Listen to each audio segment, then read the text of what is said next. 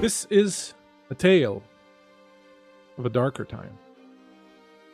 The citadel of Vorheim crowns the jagged spine of Mount Revik, a cruel, wind-scoured peak whose summit is more often lost in cloud than seen by men. Built of black basalt hauled up the mountain by doomed laborers a century past, the fortress squats like a carrion bird watching over the desolation below. It's a small citadel by most reckonings, with a single curtain wall, a keep, a chapel, and at its center, the Tower of Sighs.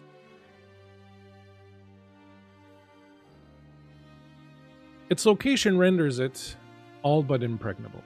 Narrow switchback paths, barely wider than a mule's back, are the only approach, and they twist through crags slick with old ice and worse things.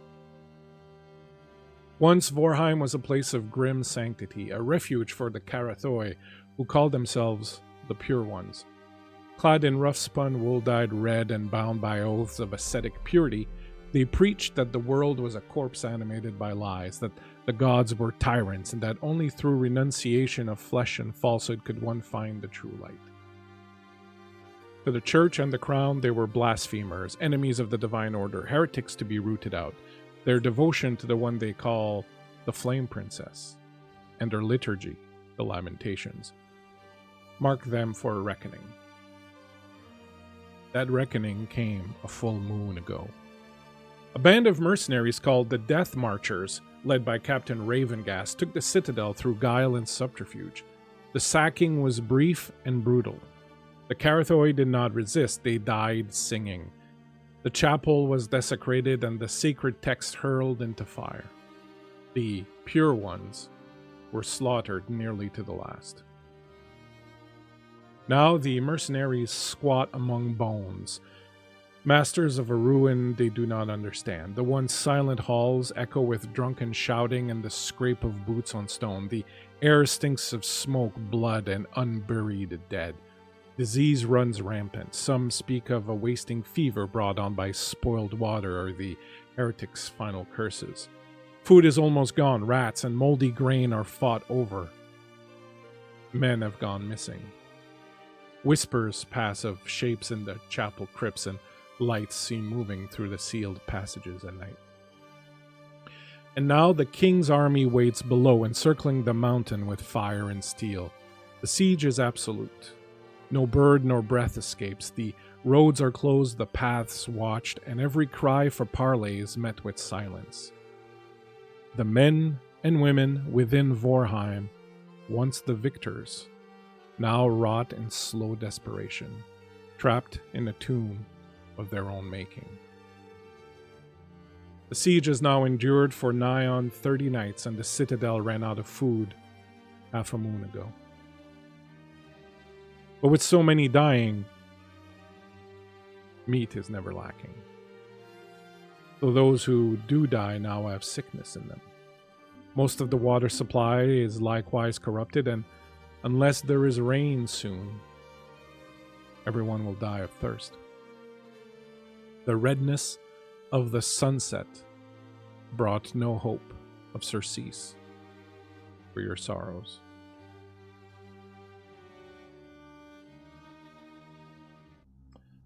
Jeremiah,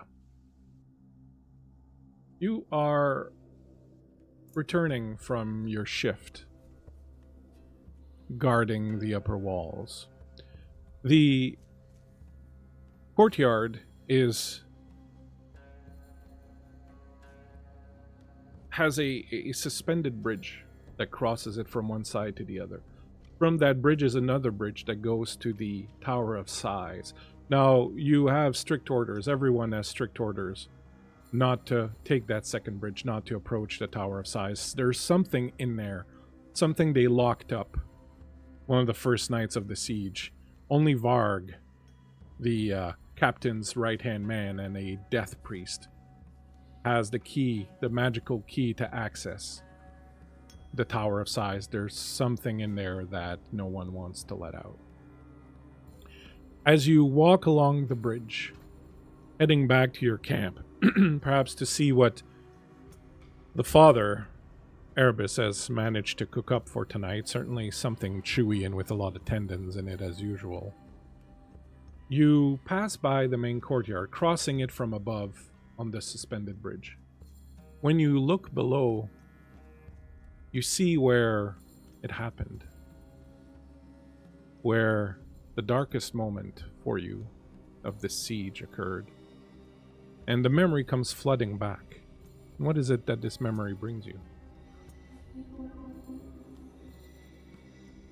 Soft skin, long legs. The heat of battle gets the blood pumping sometimes, and sometimes there's just, an amicable partner to find yourselves, to get that last little hoorah out, for lack of a better term, before it all ends. But one thing that's quite interesting is the need to save your own ass from time to time. And, well, I was done with her, and she was done with me, and they needed something to kill, and I needed a way to get away. So sacrifices had to be made, obviously. So you threw her to the wolves, as it were, the advancing enemies, mistaking her for one of yours and taking no time in stabbing her to death repeatedly, ripping her apart with their bloodlust and their fury as you made your escape out the back. Living to fight another day, living to, well, if you can call this living, survive another day. You make your way further along and then down into the courtyard to the little camp that you and the ones you call your closest companions here, though that is a loose term, await you. And speaking of which, Bogdana, you yourself are in the courtyard once again, staring up into the sky, looking for signs and portents, and out of the corner of your eye, see the tower atop the keep.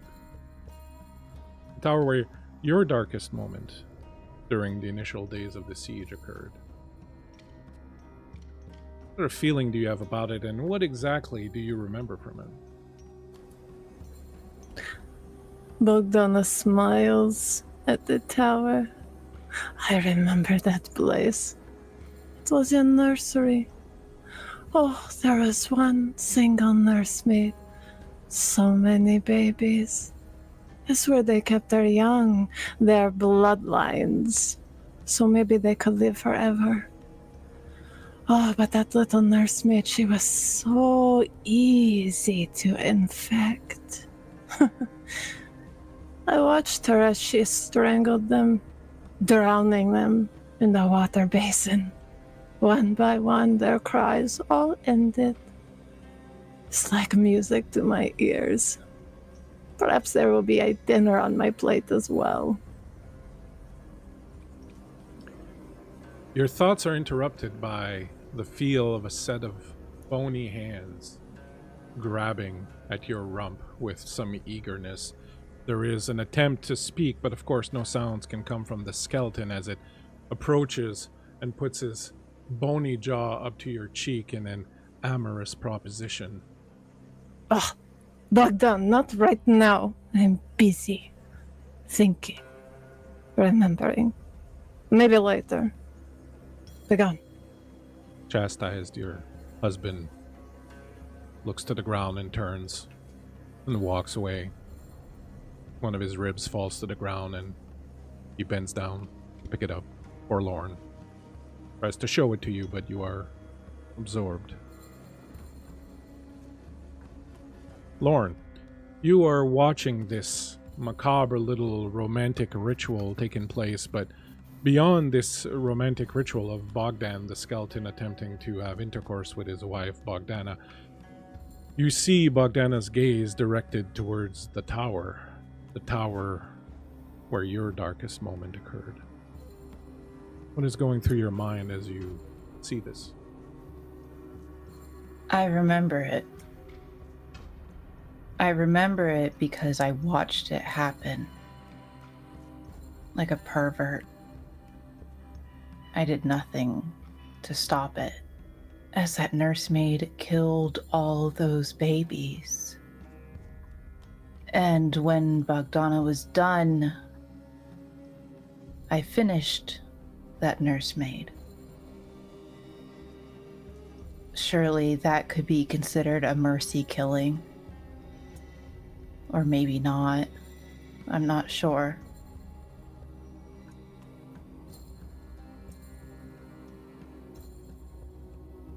And at the fire, stirring the cookpot, which every night gets thinner and thinner, the liquid inside clearer and clearer, the lumps of meat within it fewer and fewer, until it's resembling a lumpy tea, perhaps more than an actual stew.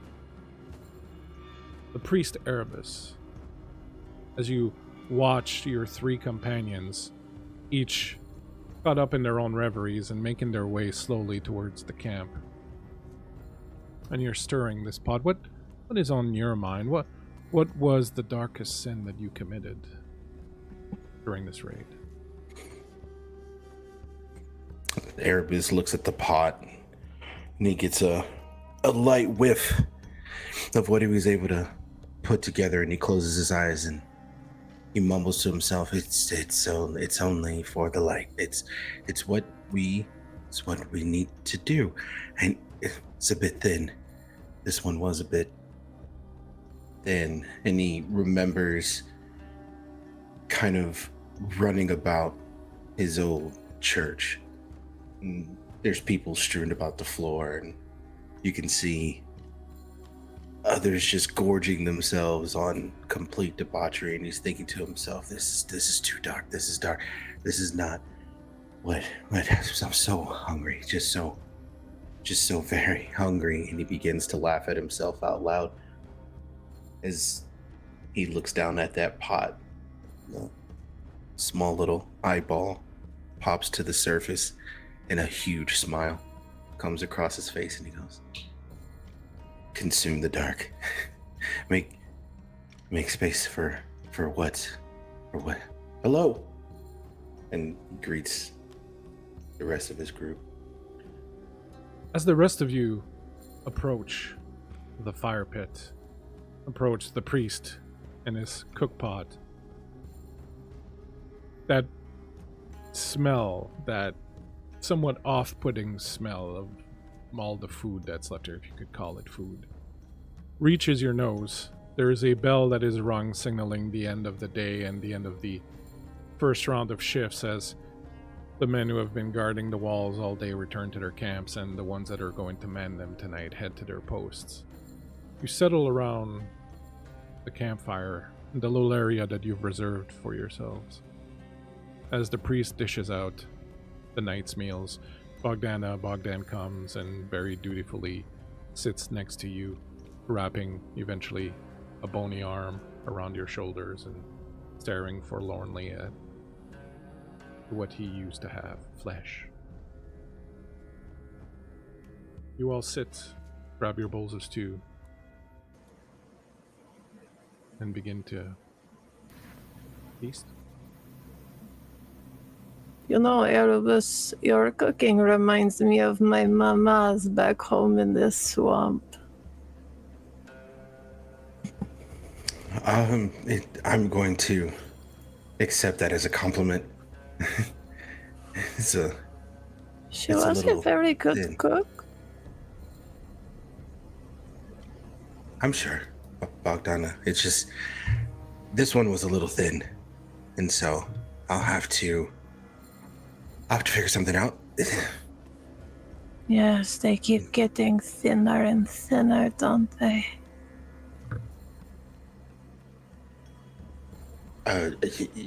They do. Well, enjoy. Yeah. And you can see that he's struggling to have this meal. Kind of similar to the nights before. You just hear like coming from Bogdana. Well, I don't know about the rest of you, but I appreciate these meals significantly. There's a little piece of Erebus in every bite. What's wrong, Erebus? No appetite? No, I just, I'm fine. I'm fine. Acid from your own hands? Oh, well. I also had a hard time hearing what you said, Bones. Is it the acid from your own hands? I don't know what you could possibly mean. This is just leftovers? Acid? Where? No acid, it's just a figure of speech. You know, when you cook something for yourself and you feel repulsed by it. Oh. Right. I got excited for a minute. I hate to disappoint. Regardless. Eat up, priest. We need our strength. Shaky hand. Soups. I don't suppose you'd have room for one more at your fire and perhaps one more cup of that delicious broth that I smell cooking on the fire there? As the man speaks... Yeah, yes. Go ahead. Erebus just snap out of this conversation, responds to them, and hands the bowl over. That's it. Lorne, you freeze. You recognize the voice, and as the man approaches and grabs a bowl and sits down with you, you recognize the man. His long red cowl flapping in the wind behind them, you remember hanging from a tree, rope tied around your neck. He sits down and winks at you the same way he did that day when he made you an offer that brought you right here, where you are now.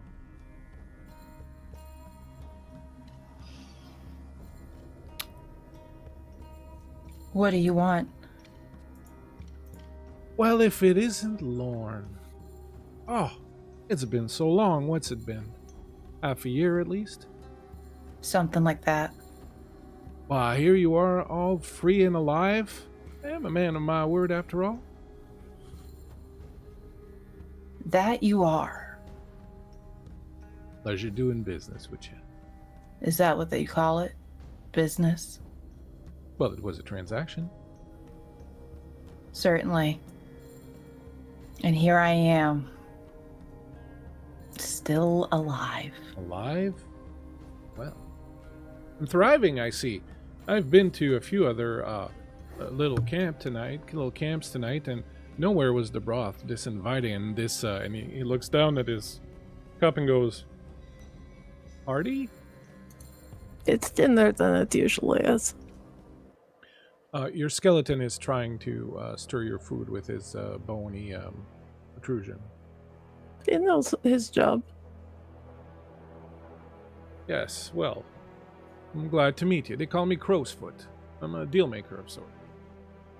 How are you all doing this evening? This a lover of yours, Lord? No. I would have thought because he did the little winky thing, you know? Yeah. You know, Bogdana, I think he has an issue with his eye, and perhaps it should be removed. I'm sure I could take a look at that for you. Most certainly, yes. I think he would quite benefit from that. No, I made a deal with Crowsfoot some time ago. Oh. And a deal that was, I could say, very much to your benefit. As the last time I saw you, you were hanging from a tree, dying. Yeah, I think hindsight in mind, perhaps I shouldn't have made that deal. Well, I think you'd be a far side worst off if you had... See, your friend Lorne here, when I met her, had just tried to betray her entire unit. They were engaged in a campaign against the king, and Lorne here thought that it would be a great idea to sell out her unit for payment. The king's men, of course, after having destroyed her entire unit, saw no need to spend gold on such a ill-gotten person, and so they, instead of giving her gold, gave her hemp.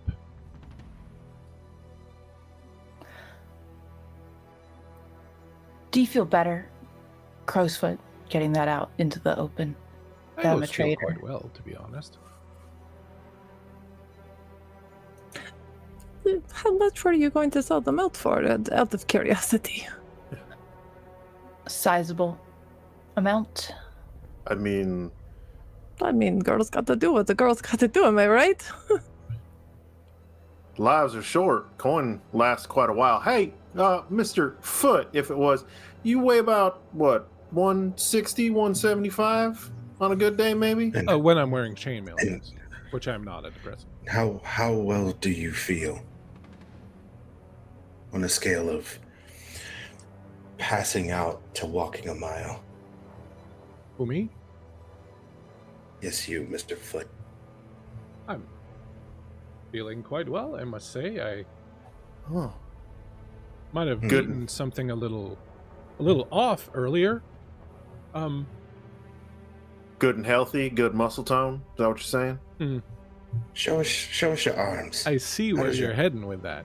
And of course, Father Erebus here would certainly be knowledgeable about such things, since he was the first to set his teeth to human flesh in this siege. And was it not several days before there was actually a shortage of food, Father? Was it not simple curiosity that drove you to sate your hunger on flesh, human flesh? This plague affected many at different times. It's more so of a purging, a purification. You said about 120 without chainmail? Mm-hmm. I knew your cooking tasted very familiar to my mother's. Let's not stand on that. Just you can see he's drooling. Is Crowsfoot sitting? Yes. I think in that moment that Jeremiah stands up and kind of like moves behind him and puts his hands on his shoulders for a minute and just like, meat's back on the menu, boys. I would certainly not dare enter any sort of deal with a lot of you, especially not with Mr. Jeremiah here, who has been known to, well, take a knife to those he believes have wronged him in deals, and almost got himself hung in the process. Back in the city, which noble was it that you killed? I don't remember his name. I just remember the moans of his wife. Indeed, and speaking of moans, Bogdan, Me?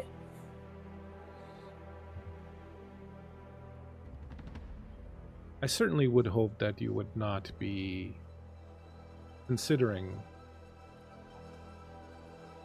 summoning some sort of entity. An entity that might be less interested than you might think in being summoned, and perhaps lead to a more disastrous event. We would hate for all your friends here to suddenly be taken over with a strong desire to kill themselves, as that entire courtroom did. You know, you contact the Maelstrom, but the Maelstrom, it does not know what you are. It does not care what you are. You get what you get from the Maelstrom. And sometimes you don't always summon entities. Sometimes you summon abstract thoughts from another reality. Do you ever wonder, Mr. Foot, when you forget something, when it slips away from your mind where it goes? It is energy. It is not destroyed. It just slips away, cracks elsewhere. Sometimes I go find it. But as I am here sitting now and fine, right as rain, drinking this wonderful stew of Erebus, what the fuck do I care?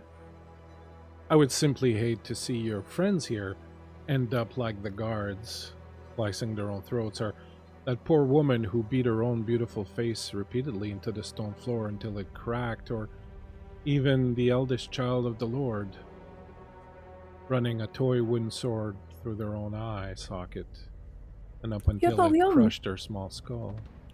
We all make mistakes, right? Plus, I mean, if I were to summon some abstract thought and everybody decided to kill themselves, we all are adults here, we have weapons. It will be fast, I'm sure. But I have a better offer for you. I have a much better offer for you. As you can see, I am a man of, well, if not wealth, at least taste, and certainly I am a man capable of forgiving, of overlooking the sins of one's past. I am in need of something, and if the four of you would be amenable to helping me acquire this thing, I perhaps could see myself to finding a way for you to leave this place.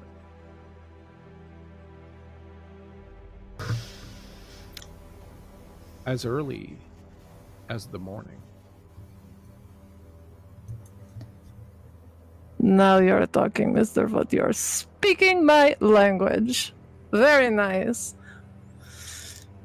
Bogdan reaches over and sort of cups one of your breasts, Bogdan. Damn it! Bogdan, not right now! Bogdan just... I'm sorry, he's a little handsy. What happens? I can tell. Was he such in life? He was even better in life. It wasn't just a bone then. Most excellent. You are indeed the people I need. My friends, this is a simple matter. And as Lauren can attest, I am a man of my word, and I always keep my word. Yeah, but you don't always give the caveats behind them. What's the ruse? Who's got time? You're dying on a branch with a noose around your neck. We don't have time to go over the small details. Yeah, well, I'm not dying on a branch with a noose around my neck. What's the small detail? No, but you are dying, as are all of you.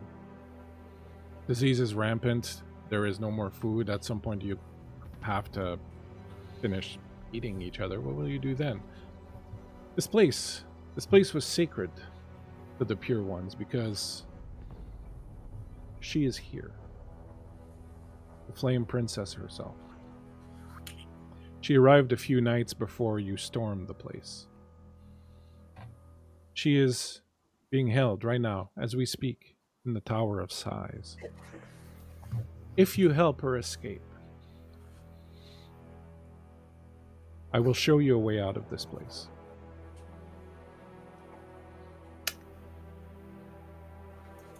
That is all you need to do. Find your way into the Tower of Sighs, free the Flame Princess, and pass the walls. I will meet you just outside, and from there, take you safely across enemy lines. How can you do that? What skill do you possess, Crowsfoot? Oh, nothing much. I possess the gift of gab. I am fairly talented at needlepoint, but I don't think that that's very germane to the current situation. I am adept at deal making, and I have made some deals with some people outside. How do you think I got in? If we return to them before sunup, they will honor their side of the bargain and show us the way out. Can't argue that. What deal did you make with them? Everyone wants something.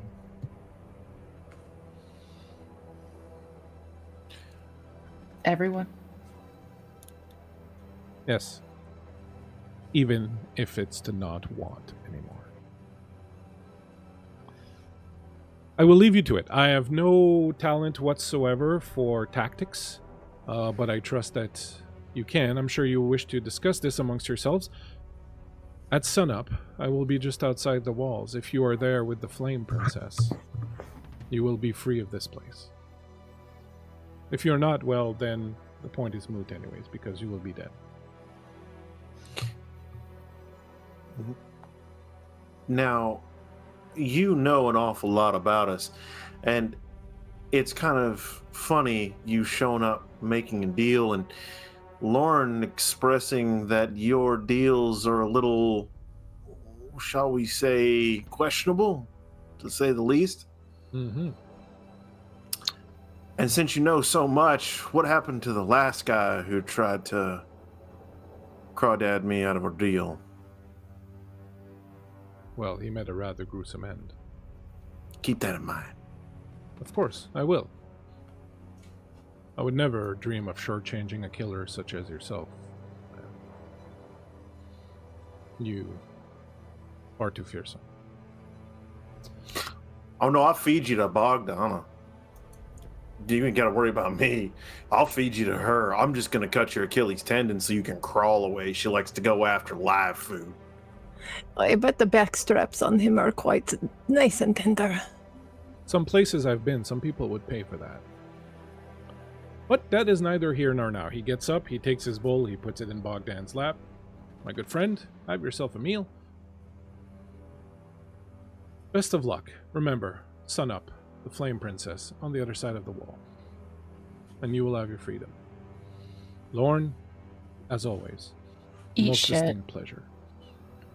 Fuck off. Be careful with that sword, Lorne. And with that, he turns and walks away whistling.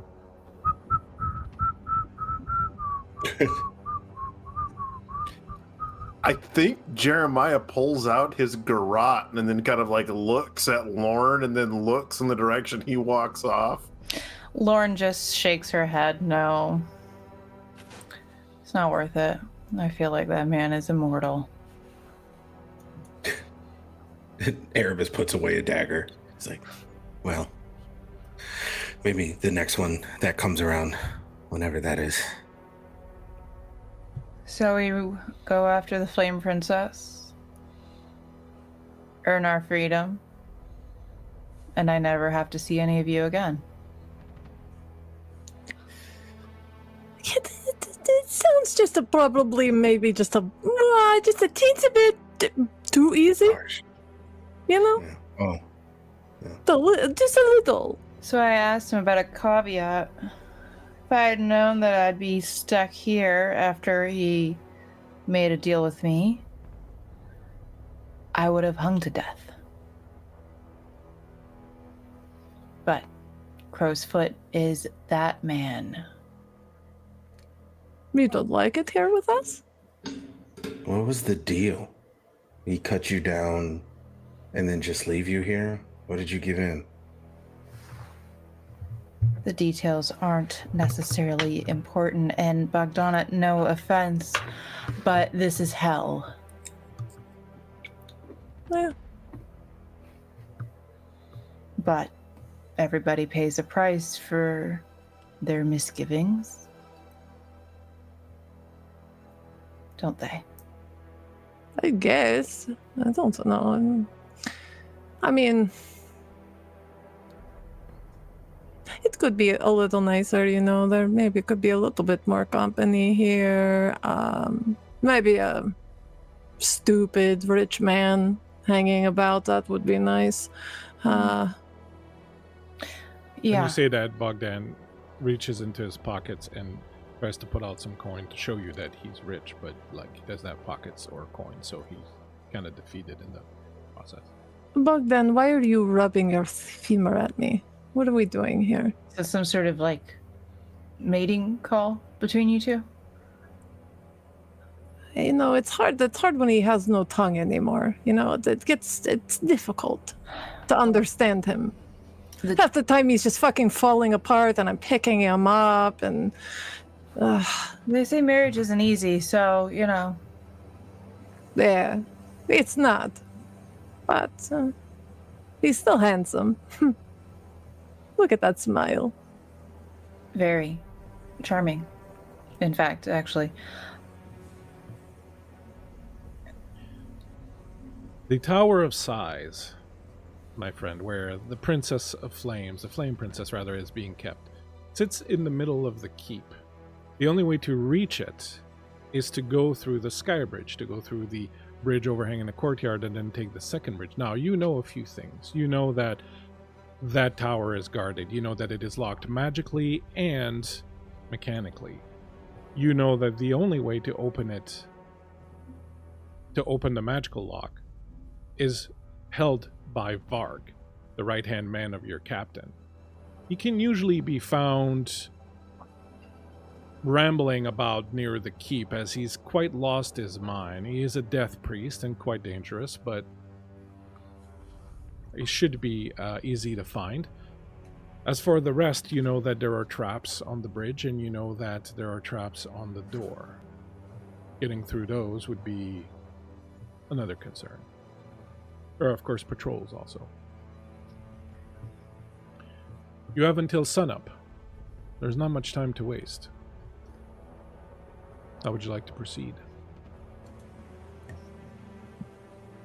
What do we know of the What's that Flame name again? Princess? Sorry, there was two things happening at once there, and I didn't get either of them. The name of the death priest one more time. Varg. Varg. That's what it was. That's what I needed. And you were asking what you know of the Flame Princess. Well, there are two sort of main religions in the world. There's the Old Faith, the old religion, which Father here and the rest of the Death Marchers subscribe to. The Old Faith dates back hundreds of years and posits two forces. God, a force of good, and the devil, a force of evil. God is the creator of the physical world. And those of the Old Faith believe that the world is entirely and purely physical, with the exception of magic. Now, the New Faith is one that posits only the eternal light, the one true God. This is the religion of Albion and of the true Pope. However, the pure ones, and in certain other circles, have begun worshipping the Flame Princess. The Flame Princess is a power of fire and flame, as the name would suggest. A power that warms and nurtures life, but also ravages and destroys. The Flame Princess is known for her liturgy, which is made up of what are called Lamentations. The first lamentation dictates that the world is a prison of the flesh, and flesh a prison of the soul. As a pure one, your task is to transcend the flesh and thus the physical world. The second lamentation says that physical experiences fuels the spirit. Extremes of physical sensations, whether good or bad, further help define and outline the prison flesh, and help separate the spirit from the carcass. This is the first important step to enlightenment.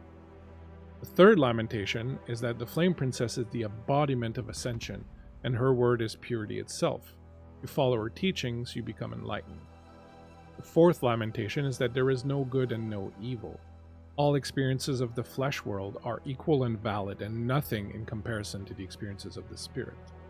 And the final lamentation is that you should exert yourself to free the soul, abandon your carcass, and join the purity of the spiritual world, but only once all experiences of the flesh have been lived and recorded in your spirit.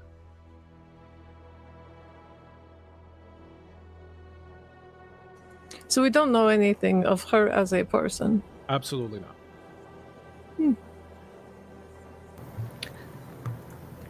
I have a suggestion.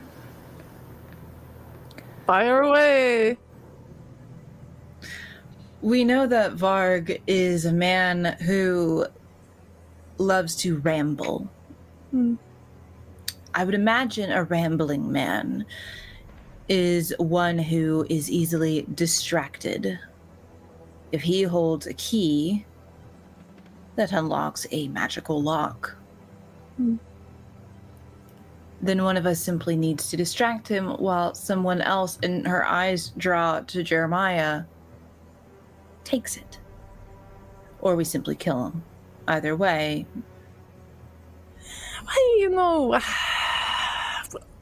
Could I throw my bone in, perhaps?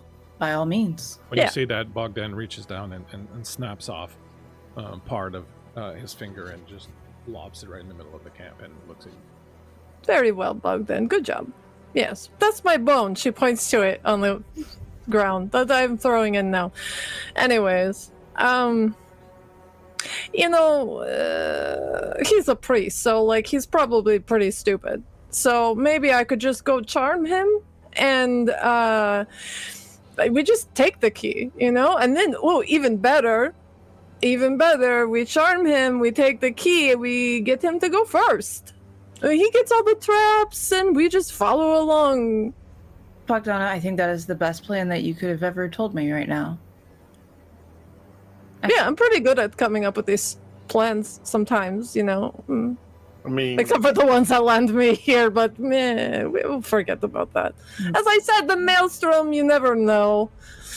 Sure. I trust that, I think. Oh, no, you shouldn't trust anything. Never.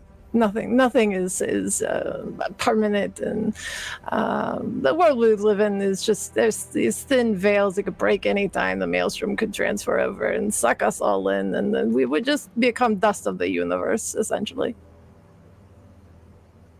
Would you like me to go charm him now, or should we finish our dinner on it?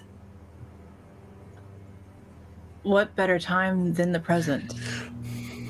We should get going. Bogdan gets up and goes and gets his bone. Are you okay, Erebus? Did I say something? I just... Not all priests are stupid. It's just... the big Right. ones. And then he kind of just gets up and walks away. Maybe you could enlighten me on the way there about your religion and whatever bull crap you believe in. Pull a huge book. Absolutely, I've been waiting for you to. So the biggest... Good night, Stacy. Thank you for coming in. As you head out towards the keep, Varg is the head death priest. And ever since about maybe a couple of weeks ago, he kind of started going off the rails a little bit. And now he spends most of his time wandering around near the keep. Really, his mind is kind of gone, and he's kind of become a danger to the men, as he consistently will call out the name of some old forgotten enemy and then attack someone, and people don't dare kind of stand up to him because he's the head death priest. So they kind of give him a bit of a wide berth. As you make your way towards the area where the keep is, it doesn't take long to find where he is. You can hear him probably an alley or two down the line. You can hear him walking around talking to himself. He's got this big double-bladed axe that kind of just trails behind him and goes on the metal everywhere with sparks kind of flying. And he's just going around going, it's impossible. It doesn't fit in there. It's too huge. It's too big. How is it in there? It cannot be in there. How can it be contained? How can it be? How could we have been so blind if such a thing exists? How can we comprehend the world around us? There's the horror of it is, how can I go on thinking that this world is what it is? I haven't seen that. Dear gods, bring me release, and he kind of just keeps on going on about this as he's walking around the alley. You peer around the corner and you'll see him walking around. Get a good look at him. As always, he's got his armor and his axes at hand, and he's a bit of a scary guy, so you have to be careful in how you approach him. But how would you like to do that? Yeah, well, first Bogdana is going to turn around and she is going to look at Bogdan and his beautiful black holes where eyes were once. And she puts an arm on his shoulder. He gets really excited and he starts to just paw you and try to undo your belt. And Whoa. No, not right now. You have to calm down, okay? Maybe later, if you're a good boy, right? You know the drill. he looks a little Yeah. defeated. His bones sag. Now, I'm going to do that thing where I make an idiot fall in love with me, okay? You are going to do the thing where you don't get jealous because sometimes you fuck it up. I can't have you fucking this up. This is very important. We could get out of here, you know? Do you hear me? He kind of huffs and puts his hands in his pelvis and just kind of walks away and kicks at a rock and I love you very much! looks over his shoulder. Yeah, remember that, you fucking knucklehead. She turns around. Temperamental little guy, isn't he? Yeah, well, you know, he's had hard, okay? Look at him. I mean, I'm just saying, not every guy's into cuckold, you know? I mean, maybe that's his thing. He's just not into it. Cuckold, what's that? What's that mean? What is this word you bring to me? And as she said, you see Bogdan exactly like in Creep's image, just kind of peek over Bogdan. You want me to show like that. you want me to get you a chair, buddy? Don't talk to my husband like that, okay? Be nice to my husband. I don't know what you're trying to do, what kind of stupid shit you're trying to put in his head, but he is a good boy. Look, he is the goodest boy. That's a good boy right there. You could probably learn a lesson from him. His jaw falls to the floor. He bends down and picks it up. Yeah, you better put that back on. We might need that one later. All right. It's too big. It doesn't fit in there. Oh, God. You know what? I've heard that one before. She turns around and starts walking towards this priest. So you are at kind of a T intersection. He's down the kind of main, the main alley that would form a T, and then you're kind of at the top. So you're kind of stacked up and kind of hiding. Because he's so dangerous and so scary, people have vacated the area, so it's pretty quiet around here. There's a couple of braziers. You see a couple dead bodies, some rats kind of gnawing on them. Bogdan goes over and tries to find. He's missing one of his bones, so she's like kind of trying to find one. But otherwise, it's kind of dark and quiet, so you kind of have some room to maneuver and do whatever it is that you want. How would you like to approach this fellow? Yeah, I imagine she's wearing like this long veil over her head, and she has like long black skirts, and before she steps out into the alley, she kind of slips out of her shoes, and you see she has little bells on like her ankles and like a little chain around her neck that has coins on it, and she starts to kind of dance out into the alleyway, and she's holding her staff as she's doing it and dancing toward this man going, "Warg, hello Warg. Do you happy to see me, Warg? Would you like to see more of me, Warg?" And she's doing like all these weird little motions with her staff as she's speaking to him. And as she's doing this, when he looks into her eyes is when the charm begins to take effect on him. What's everybody else doing at that time? So you're moving on ahead, and I just to confirm, you have no teeth, right? Yeah, no, not a single teeth on her fucking skull. So you step out into the thing doing your little mating dance. Bogdan's trying not to look. He busies himself with the dead bodies. What are the others doing? I am as quietly as I possibly can. I am unsheathing Damocles. Jeremiah? I'm finding Bogdan a chair. There's a ton of broken furniture around here. You could Yep, probably I just quickly set one up and just set it there and be like, take a load off, buddy. would you like to go ahead, Kurt? And whilst you're at it, give me let's call it a tinkering roll. Oh, outstanding. Would you like to use one of your special dice powers? No. No, I don't think so. I hope high numbers are good in this game. Yes. Okay, good. All right, 16? You have to roll a d6. So skills are rolled on a d6. You have to roll My bad. equal or lower than your number. Oh, got it.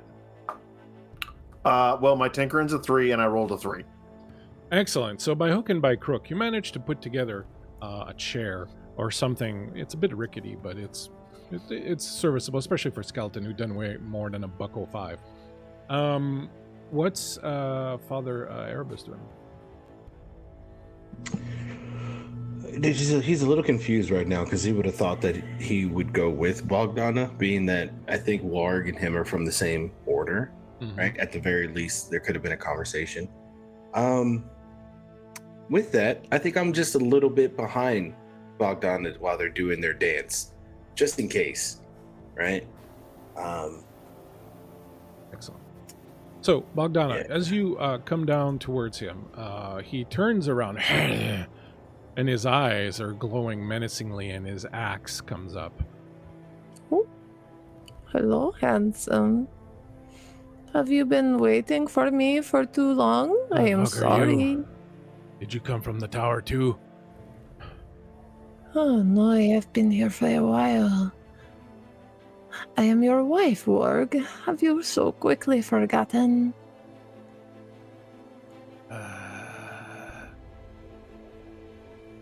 Are you using a spell? Oh yes, I'm casting Charm on him. What's his, that's his save is against magic? Yep.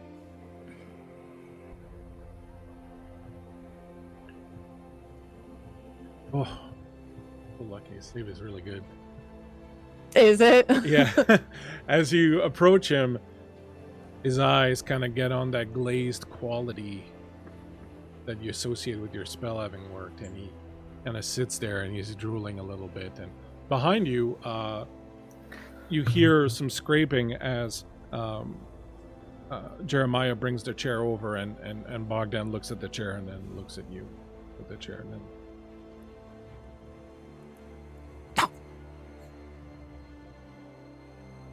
sit in that chair. Can I just grab him and just do one of these? Just like see that it's working. Just like, hey, God. Oh God. Just kind of drag him away. Yeah. you scrape him away. Meanwhile, Warg is staring into your eyes. That Hello there. mouth is like a black hole of pleasure. Oh, I see you've noticed my greatest asset. You know, it's runs in the family. I'll do your whole family. Yes, of course. Well, the Vladislavs, they're quite far in the eastern swamps. I don't mind the walk. Well, unfortunately, we currently can't really just walk out of here if you forgot. It doesn't matter. If you'd seen what I saw, Oh. you would know nothing matters. Oh, what did you see? Did the maelstrom open up for you? So many mouths. None as pretty as yours, though. Oh, well, you know, that. Heard that one before, huh? Where did you see all these mouths, Ward? And he looks up at the Tower of Sighs. In there. Oh, up there. Oh, okay, all right, okay. And she like looks back to the party and like winks at him. Yeah, so I don't know if you know this, but based on you love my beautiful smile, and I'm really good at assessing other smiles, perhaps you should show me these smiles work, so then we can compare and contrast and ultimately come to the conclusion that I do in fact indeed have the best mouth you've seen. Before we get to that, you did cast a spell, so I'm going to need you to roll a d6 on your golden peg. God damn it. Yep. All right. That's a 3. All right, so you're gonna mark a notch. Yep. Your peg trembles and shakes a little bit in your hand, but nothing untoward happened. You have Warg quite willing to follow you. As he trails behind you down the alley, Bogdan appears to be a little jealous, but since you haven't done anything too untoward with Warg yet, he's not too worried. Warg, you remember my friends, right? Lorne, Jeremiah, Erebus. I think you really know Erebus. He looks at you Erebus guys are and he good stares at buddies. you, Erebus. What are you doing here? Just passing through, Warg. Seems like you have some interest in my friend. Interest. Yeah. But you, where have you been? I've not seen you at the ceremonies. Where have you been hiding? I've been here the whole time, Warg. Have you really? Same as you. Yeah. You know those ceremonies, they get tedious quick. Only to those whose faith is lacking. I would say my faith is the purest. Isn't that? It is, Warg. Can I take advantage of this conversation and situation and kind of slip around behind Warg? Absolutely. And I'm just gonna kind of like at that, like just slightly over, holding my garrote front, like behind him, like looking at Bogdana, like. What could be more pure in our faith than consuming the darkness under a primal order? Tedious.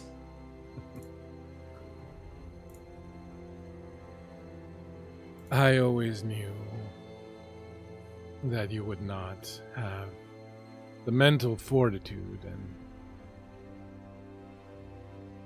the faith to survive such a long siege unscathed. It is trying on a man whose faculties are subservient to his baser instinct.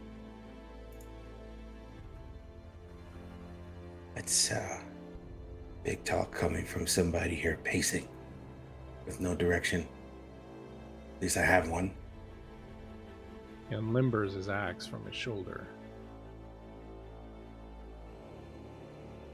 You remind me of something. And I hate it very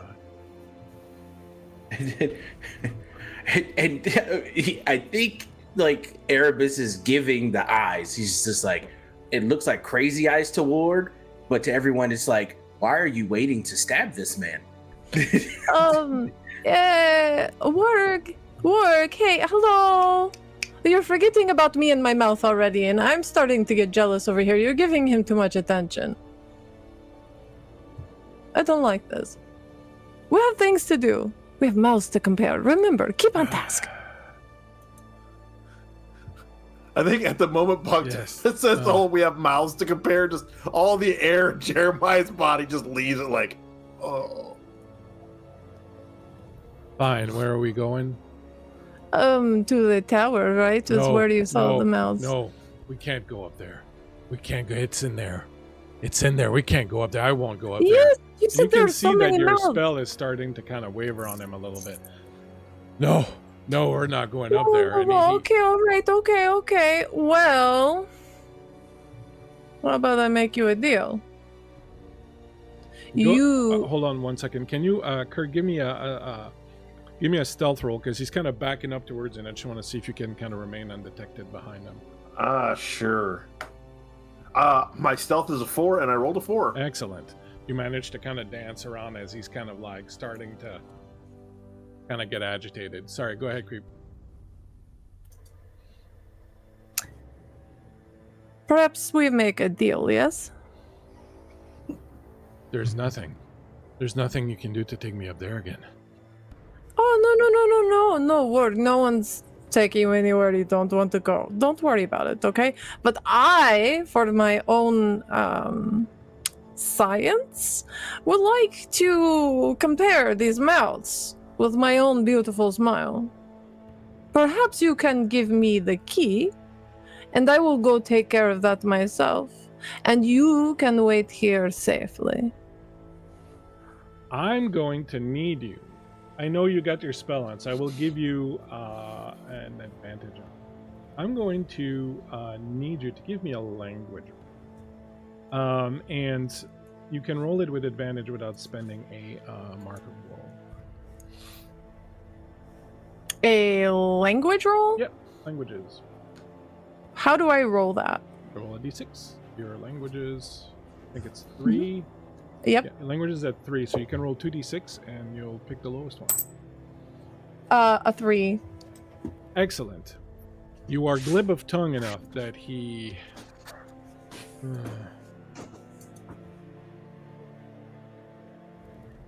It's your doom. He reaches into his pocket and he pulls out this little stone inscribed with a rune. I don't want it again. Keep it. Okay. You go to She, your like, doom. Takes the stone and looks at it, and perhaps you tell me how a rock opens a door. Well, first, you did promise me something. That mouth does look very inviting. It kind of moves towards you. Hey, whoa. A deal is a deal. I agree. You are going to sit here and wait. I have a job to do first. We made a deal, Org. There was an agreement here between two consenting adults, last I checked. So you will wait right here, and when I come back, we'll do all sorts of strange mouth stuff that you seem to really be into. She, like, her eyes like dart to fucking Bogdan. Bogdan's like, Oh God. She, like, looks at him and does this, and then, like, looks at Warg and goes, I hope he's sitting in that chair so bad. he was halfway down and sitting in it, and he's just kind of hovering right now. I'll wait here for you then. But yes. you won't come back. You won't come back. Well, I will, actually. I come back. I'm really, really good on my promises. He reaches out and with his finger and just runs it on your lips. Okay, see you the sampled the mouth. wares. You'll see them out, and then you will regret it. Yep. And then I'll bring my mouth right back here. And he kind of Oh, look, Jeremiah built you a chair. You can sit in and wait for me. he looks over and then kind of surprised to see Jeremiah standing behind him. There, see? Surprise! Chair. Go have a seat. Test it out. Give her a whirl. He looks over at Erebus and goes, "Take this one out of my sight. Get out of here." Well, you heard the man. I think Come on. Lauren just immediately takes Erebus by the arm and is just dragging him at this point. I wish there was a roll to see whether or not the arm comes off. Right? Oh, you stay safe. It's the heat of the light can contain all of us. And like as soon as we get like out of his eye shot, but within mine, I just want to heat metal on his fucking armor. Like just have him stand there.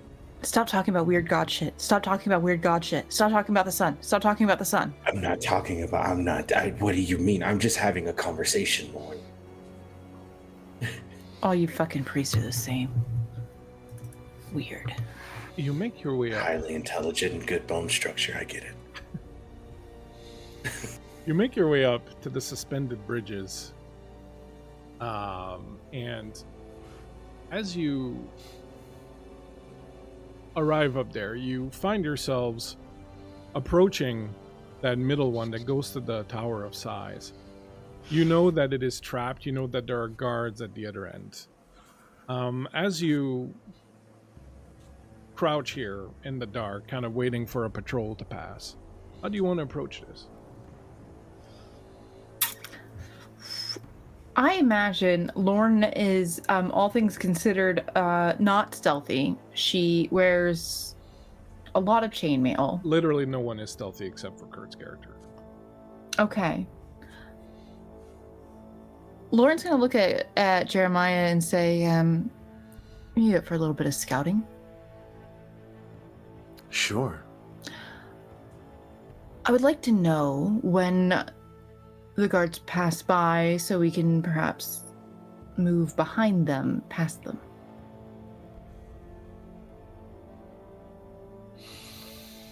Well, I suppose I can do that. You step Run out along. of your hiding spot. Give me a stealth roll. No, Lorne. You don't just dismiss me. Thank you very much. Good luck. Is that better? If you make that hand gesture one more time, I'll eat that hand. Oh. Interpersonal fighting has served me so well in the past. I'm sure you can tell now. Oh yeah, you look it. And he turns and walks off.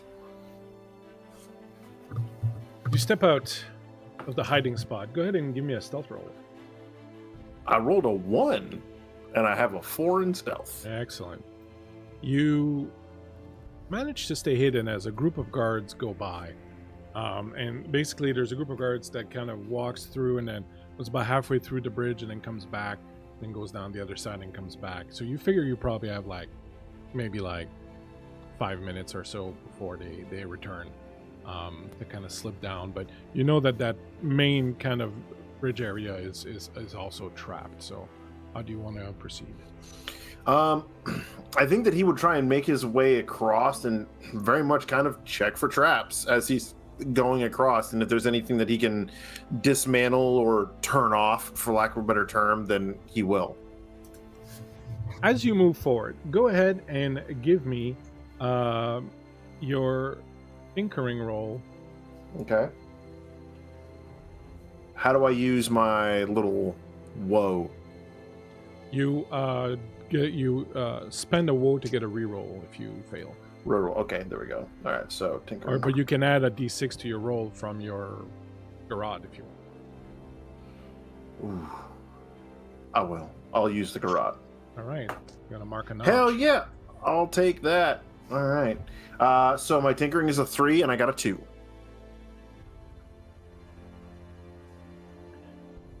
Excellent.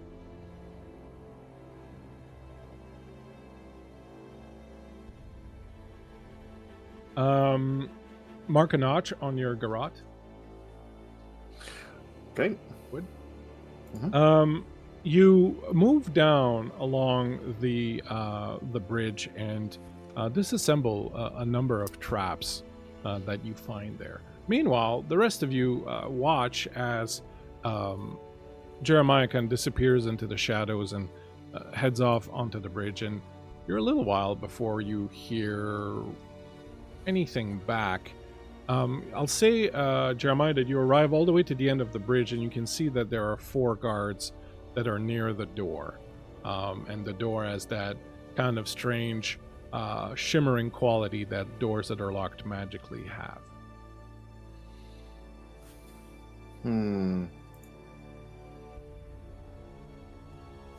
I think he would shimmy his way back, because 2-on-1, he's not too bad with them odds. 4-on-1, not so much.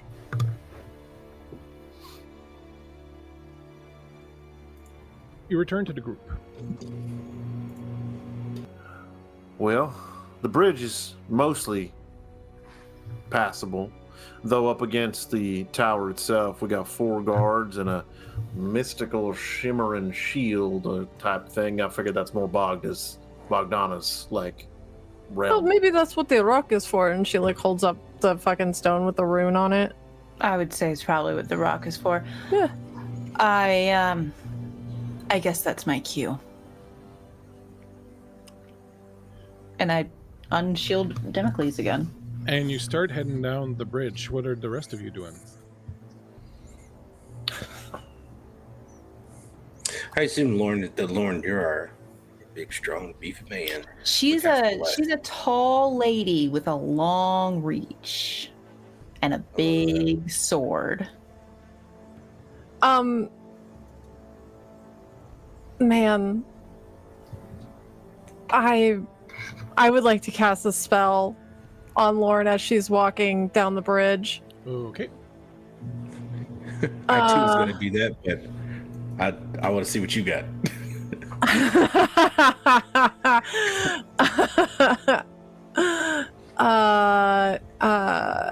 She kind of like shakes her staff at Lauren and goes, "Go get him, big guy." And as she does this, she's casting Enlarge on her. Oh, I'm a big, tall lady. Big guy. So start by rolling a d6. Yep. I rolled a 6. Right. So on a 6, the peg will cast the exact same spell, but at a target of your choice. Yep. Who do I know is also like a good fighter in the group? I'm assuming Jeremiah. Probably the other one, yeah. Yeah. So she looks at him and goes, "Well, you can get big too, I guess," and casts it on Jeremiah as well. It's okay. So what does Enlarge do? Can you tell us that? This increases your size by 20% per caster level, and I am 6 levels, so someone else do the fucking math. That's 120%. I was gonna say that's a lot of percent. Yeah. So you're a little more than twice as big.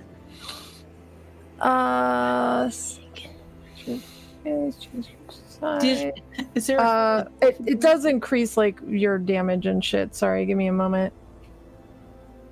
Space Marines. Yeah, you guys are Yes, Space oh. Marines now. So While we're doing that, can I So cast the Bless on Lauren? yeah, Sorry. absolutely, go for it. The damage done is increased by the same amount as the percentage. 120% extra damage. So Mhm. that's going to be double plus a little bit. Double plus good. Double plus good damage. Excellent. So mark a second notch on your peg. Yeah.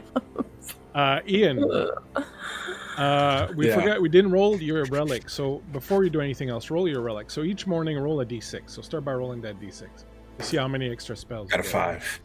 All right, so you have 5 extra spells that you can cast today, but that means you have 5 notches. I need to write that down. Yes. Okay. If you cast a spell, you roll a d6. If the die returns a number equal to or lower than the number of notches you have, you forget all your remaining spells for that day. Oh, okay. Solid. Oh, yeah, I read. Okay, I got you. So right now you're at 5. So 5 notches. So we're pretty good. Pretty Yeah. good. So cast your spell and then roll a d6. Got it. Lauren, you get a +6 on hits and saves, but not damage. So is that a +6 in addition to my already beefy bonus? Yeah. So what you're telling me is don't roll a 1 is Yeah. what you're telling me. Yeah, okay. Mm-hmm. Kurt, by the way, the fact that you're that big will reduce some of your stealth things a little bit. It will be a penalty on that. Yeah, I figured as much. You rolled a 3. As you cast this spell, every other spell in your memory evaporates. Wait, I thought it had to be under. Yeah, you have to. You basically you have the more you get, the harder it is to get over it. So Okay. Yeah, you have to. If you roll, Shit. you need to Okay. roll over the number in order to not forget the spells. Now you could spend. You could start spending A some marks of woe to re-roll. If 5 is really up there, I'd have to get a 6 to do it. Okay, no, we're gonna ride with this. You see Erebus cast this spell, and he's like, "This is gonna be really good for you," and just does this and goes, But here's the thing. Here's the thing, Ian. Where am I?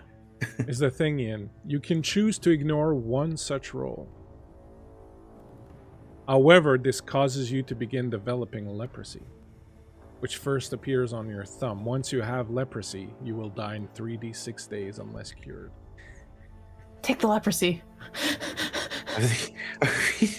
Right now, though, like in the beginning of the tower, is that what I should start taking? Oh, it's that, or you lose all your spells. You're fine. You're fine. Yeah, that's true. Okay, cool. Yeah, I'll Take take. the leprosy. Wow, things I never thought I'd say. I'll take the leprosy. You feel a little tingling in your thumb. Gross. You're gross. Now we all point and laugh at Erebus for being gross. Just good. Good. But you don't I'm forget just all gonna your wrap it. spells, which is at least that. Okay. Nobody touch me or touch me. I don't know. You all are weird. Just kind of So what's the spell you cast on Norn? Bless. Oh yeah, that's right. It gives it a +6, right? So Yeah. should be. So- I'm oh at my a God. plus. Please Lauren. go hit. On my Lauren, right. You Lauren's going. Wrong with your cross the finger, bridge, Erebus? which groans under your weight and sways dramatically as this giant woman with a giant two-handed sword starts moving forward. As you approach, the guards, looking a little bit nonplussed, kind of start gathering, go, "You're not supposed to be here." And one of them goes, "I don't think she cares." And you see them kind of ready their shields and their swords. Let's roll a d6 and call it an initiative. Okay. While I'm like approaching them, I would like to point out that Lauren will say in return, "Well, I might not supposed to be here, but you're definitely not going to be here for long." I rolled a 5. All right, you will go first. Anybody else acting? Yeah, but Donna's wishing she had popcorn to enjoy the show. So we'll just roll initiative 1. So you'll all go at 5, and they will go at 3. So let's start with Bones, since you're there. You Okay. approach these 4 guys who are kind of spreading out in front of you. I will say that because of your size now, any hit you do can hit 2 of them. Excellent. And I'm just rolling a d20 to hit. Yeah, that's right. You got to roll over there on the class. What's 19 plus 15, Bleak? A huge hit on 2 of them. That's what that is. Okay. Here's my 2d20 or 2d10. Before you do that, actually, Yeah. go ahead and roll me A d6. Yeah. And since you're hitting 2 guys, you're going to hit and roll twice. Okay. First one was a 3. Second one was also a 3. That's weird. Okay. So when you hit an enemy roll, you tell them, blah, blah, blah, mark a notch every time this happens. So that's just on a 5 or 6. So you're good. Okay. So you swing in this huge arc your sword. Go ahead and give me some damage. So because I got my damage got doubled by Bogdana, I'm rolling 2d10 plus 2 or 2d10 plus 4. 2d10 plus 4. Okay. The first one was a 6. Second one was a 6, so it's 12 plus 4 is 16. Well, the first one is, do you want to do the same damage for both or roll differently for both? Oh, I can... Yeah, just do the same damage. Okay. That's fine. Make it easy. Both of them basically are bloodied. Half their hit points gone already as you come in with that sword and just take this massive swing and they kind of go flying back and you're just like, what the... anybody else want to act? I think that Jeremiah will move to support, but he's not actually going to do anything until it looks like she can't handle herself. Okay. Father. Are you doing anything? I'm more of a support kind of guy. I'm just gonna kind of wait until You watch if as needed. you watch as Bogdan comes and gets on his hands and knees and makes a seat for Bogdan. I have a That's. I'm going to be very honest with you, Bogdana. As strange as it seems, the love between you two is inspiring. Oh, I love him very deeply. And he loves me too very deeply. If you get what I mean. And she like gives him an elbow in the ribs. And Heyo.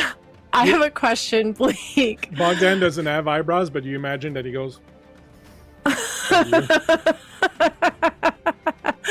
question? So my staff is it goes off when I cast a spell, but Yeah. if I'm using the spell that's in my staff, because I have magic missile like in my staff, does that No. count as well? No, it doesn't. Okay, so yeah, I'm gonna fucking utilize that. Okay, go for it. Yep. I I guess they're gonna make a believe- breath weapon roll, a breath weapon save, or is it just hit automatically? Can you check it out while? Yeah, I'm looking at it real quick. Okay. Meanwhile, the four of them are going to kind of gather around you, Lorne, and sort of encircle you, and then each of them is going to make an attack on you. Good luck. I'm a beefy girl. Okay. Yeah, so there's no roll against a magic missile. It's just like in D&D where magic missile Okay. hits. That's So what it calculate your does. damage. All right, Yep. Bones. The first one is going to hit. Ouch. The second one's going to miss. The third one's going to miss. And the fourth one's going to hit. So you get 2 attacks that hit on you. Okay. I'll tell you momentarily how much. Okay. Mediums, so they are the. So the first attack is going to hit you for 10 points of damage. Yikes. The second one's going to hit you for 4. Woof. As 2 of them manage to kind of get through your armor and lash at you. I'm assuming you're targeting one that's already wounded, Creep? So I'm going to target the 2 that she cleaved. Okay. And I'm going to split the dice between them. Okay. So the first one is going to take 11 damage, and the second one will take 9 damage. All right, the first one is quite wounded and kind of hits the ground and is kind of trying to get away from the entire action. Kurt, are you going to take any action or? I think I'm going to use my garrote. He's going to try and get up behind one and just yank him and rake him over the back. Excellent, go for it. Give me a 2-hit roll. All right. Wow. Okay. 25. Pretty good. Give me some damage. Are you hitting one of the wounded ones or one of the other ones? One of the wounded ones, I guess. Let's see. That's going to be 10 points. As you strangle him and feel the life leave his body, please roll me a d6. You want to roll high. I want to roll high. 5. Good. Your garrote doesn't attempt to garrote you in this particular juncture. It may later. Back to Bones. One of That's them for is the dead alone as he's time. being finished by Jeremiah on the ground. Another one is severely wounded. 2 are perfectly fine.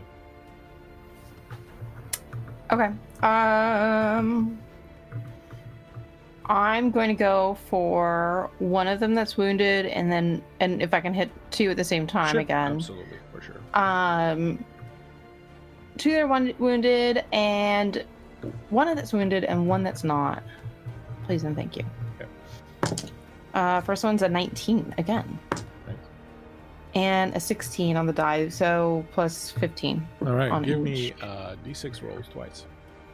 Yes. Oh, I got a 5! Nice. You sever a limb of your choice. The wiener! All right, give me the second d6. A 1. Okay, so first things first. You had 2 notches. Mm-hmm. As the one that's on the ground, you basically cleave him, and he scuttles away just as the sword comes, but the tip of your sword just grabs his tip. And because it is so massive now, the entire thing comes lopped right off as he screams and falls to the ground, bleeding from between the legs, and in moments is dead. And as you hit the second soldier, his thing is still attached to the tip of your sword. And as you hit the second soldier and do some pretty serious damage, it flies off, and you watch it arc over the wiener? other guards. Yeah, the wiener arcs over the other guards, crashes into the door, and explodes as soon as it touches the door in this shower of electrical pulses that just disintegrate it. Incredible. That we know what the door does. Would you like my Damn damage? it, we could have added that to the stew. Truly. Very chewy. Would you- Yeah, would give me you- your damage on the second guy. Okay. So it's 2d10. So that's 12 plus 4. So again, weird. Wow. 16. No, you they have a cleave real half of his hit spongy points off. texture. Anybody You else have doing to long anything? brace it. Bogdana, are you doing anything? Yeah, she's gonna hit him with another magic missile. How many are still up currently? 2 are up. 2. All right, I'm gonna do the same thing and divide the charge between 2. And what are the father and Jeremiah doing? Jeremiah is just kind of moving to assist, trying to. I imagine that in this moment, every time Lorne is swinging her sword, he's just kind of like ducking down underneath, like There's just a has lot this- of like blind just leaping. just a lot of blind swinging. So he's just constantly like, "Oh shit!" Oh no! What up? What are you doing with that thing? Give me your damage, creep. Yeah, so the first one's gonna take 7, and the second one's gonna take 7 again. Okay, I know math, don't worry. And I'd like to note that in this world, every magic user's magic missile looks specific to them. So there's no like magic missile that's the same in this world. So Erebus, you see she's like sitting on Bogdan, just kind of flicking her staff in the direction and like snickering at it. And what's leaving her staff is the skull of Bogdan flying and like screaming through the sky and just blasting into these dudes. Incredible. Erebus. That's actually really cool. He's so handsome. Why waste that face? You know what? It's just magnetic. How many? Has anyone died yet? Yeah, the wiener dudes, right? 2 Wiener dudes are dead. One's almost dead, and one's fairly hale. Okay, solid.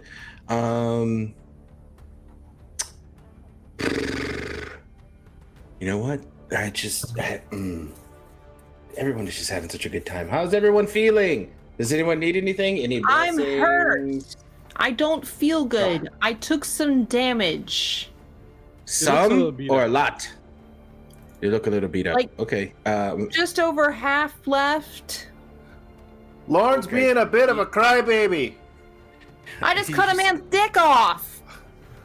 Okay, the two of you, and you can see like Erebus is just trying to like shuffle around everything because everyone's so big and there's things, and it's okay, fine.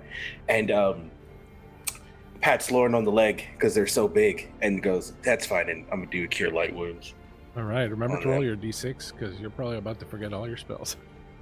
No. He's fine. Okay. I got a 1. Wait, no. That's bad. Wait.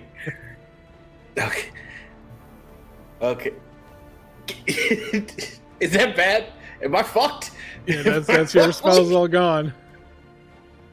Wait, can you take more leprosy though? No, he gets that one shot to take the I leprosy. didn't know. Damn it. This is what I was talking about before. Okay, cool. So do I still get this off? Yeah, the spell still goes off. Got you. Now you said we can't use a woe point for D6 rolls like this. Yes? Exactly. Fuck. Okay, cool. Where is your god now, Erebus? Can we relearn? Can we teach him? Can we spend a short rest? Well, is I'll give him an teaching- option. I'll give him an option in a second.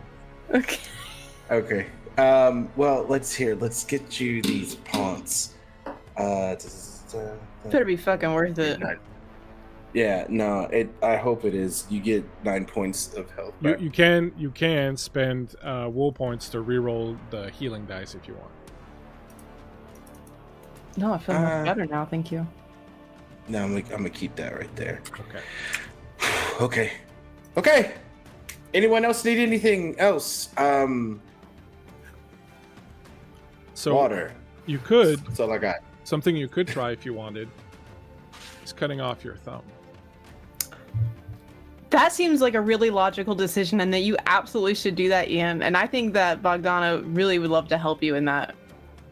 Do you need help, Erebus? So, Bleak, you mean to tell me dismemberment is what's going to get my spells back? That's what we're playing? That's what we're doing? Well, you know. All right. Okay. Shuffles back to Bogdana in the chair. Hi.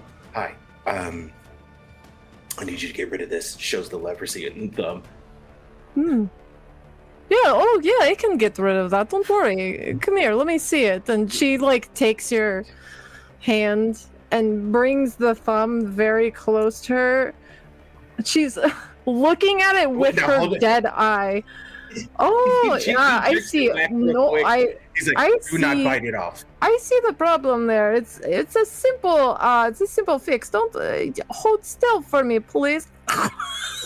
Fucking bites it off. Wait. I specifically asked you not to bite it. Wait. Bogdano doesn't have any teeth. A hell of a bite force, though. Holy shit. It's so much worse. It's so much worse. God. You legit see Erebus on the ground rolling around, just like Meanwhile, across the bridge, Lorne, Jeremiah, and the two guards are just staring at what's going. They've stopped fighting, and they're just Yeah, fuck the fighting. This is so much more entertaining. Well, he's more animal now than man. Twisted and evil. Now you know the secret. We might not have any of our front teeth, but us Vladislav ladies, we have 2 sets of molars in the back, and whoop, buddy, do they chop? And it's just I said don't bite it. Oh, walk it off, you'll be fine. Stop crying. Gosh. While this is going on, the two guards are like, well, I guess we better get back to it. And take swings on Bones. And I'm going to use some of those advantages that the lovely crowd have bought for me. No, fuck you. You can't. So Don't do that. Thanks to the advantage, the first one's a hit. Oh, And I'm the second one is missing with the advantage. Ooh, 2 hits. So as you turn around, the two of them are just coming at you hard. One of them is going to give you 5 points of damage. And the other one's going to give you 8. What the fuck? First of all, second of all, I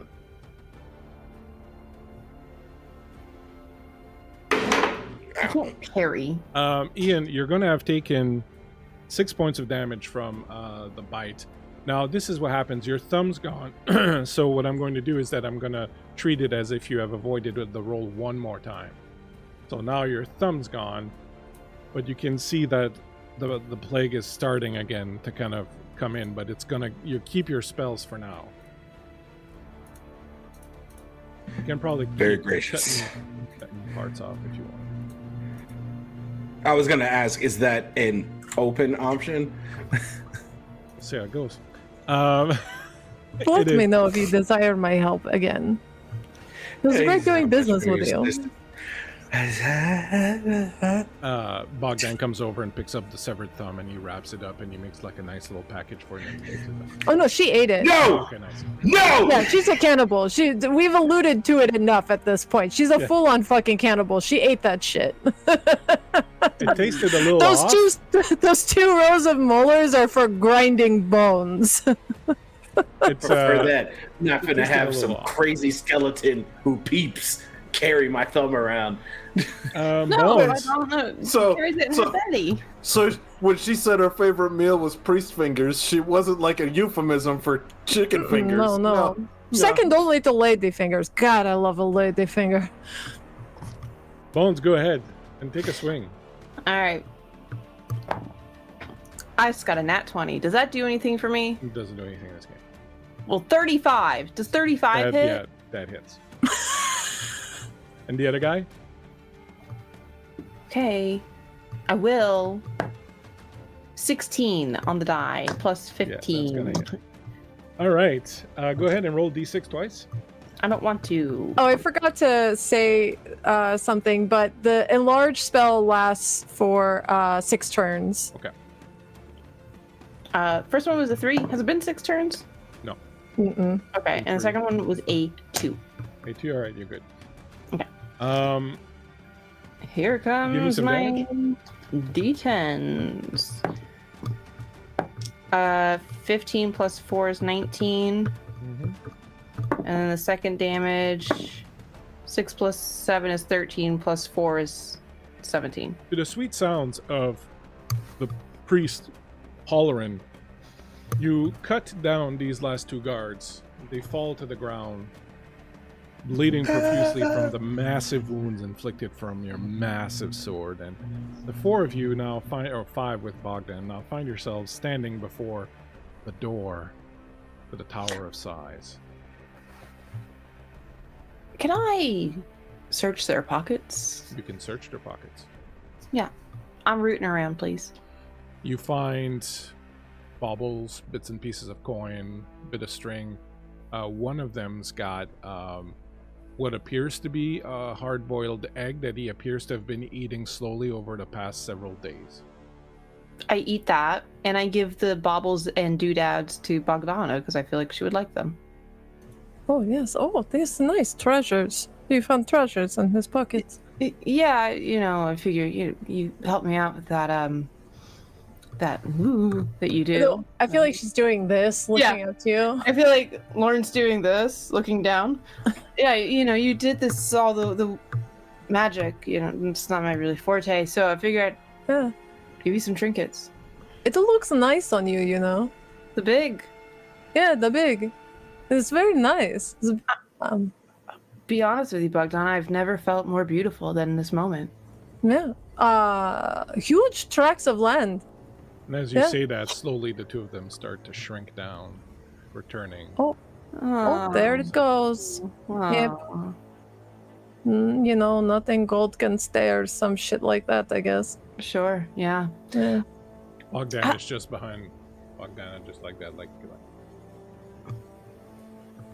back again. That is so weird. Hey, did that egg do anything for me?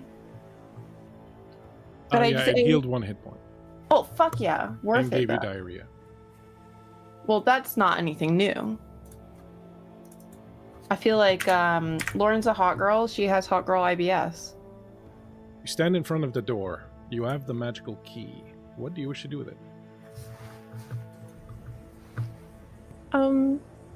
She looks at the key. There's a big lightning bolt inscribed on it. Does this mean anything to me? Can I decipher anything from? You from figure looking that at the spell seems to be an electricity-based spell, as you saw when the penis hit when the flying penis hit the door. Oopsie. When it was catapulted, or kind of like trebucheted away from. I do love a trebuchet. She looks to Bogdan. Darling, my love, do you mind putting this to the door for me? He reaches and he grabs it and he walks over dutifully to the door, and he goes and he puts it up against the door. She's like doing one of these. He looks at you, shrugs his bony shoulders.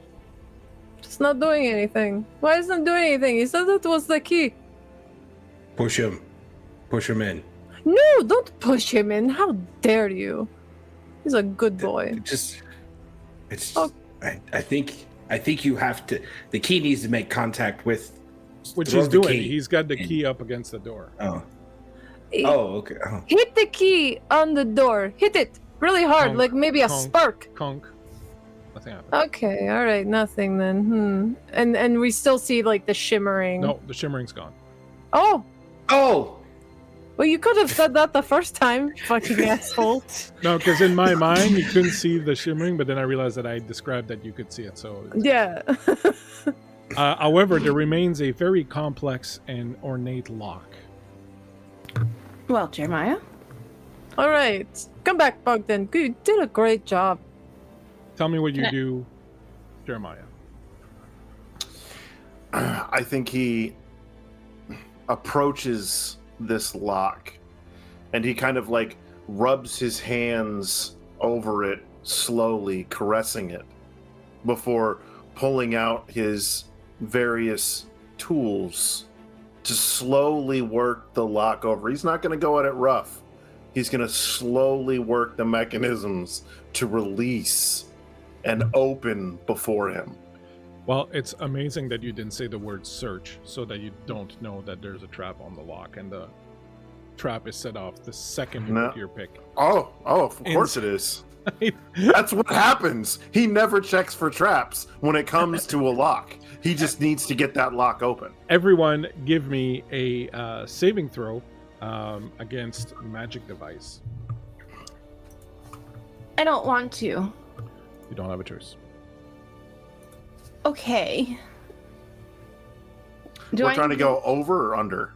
You're trying to go meets and beats. Got it. Meets or beats? Meets or beats, yeah. Can I use an advantage, please? You can definitely use an advantage on this, yeah. Yeah. You said natural 20s don't do anything in this game? No, except that you succeed in your saving throw. I succeeded! I also succeeded. I rolled an 18, but I just need to already know the first one I rolled was a 1. Wow. That was not good. Not good. Oh, God. Oh, Did you eat all God. this acid?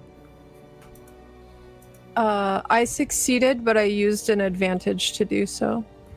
That's good. And, Reese?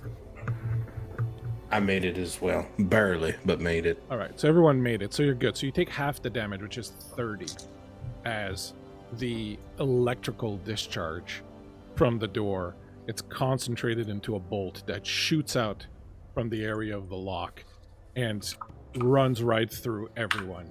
Bogdan is safe because he's made of bone. It goes right through him and then through everybody else. And everyone takes half that damage. Everyone takes 15 damage. I have 1 hit point. Oh, jeez. I thought 30 was half the damage. I went, No, it was great. 15. Yeah, same. So sorry, 30 is the full. 15 is what you take if you made it. Yeah, wow. Oh, okay. I have 1 hit point left. You watch as Lauren collapses to the ground and is barely breathing.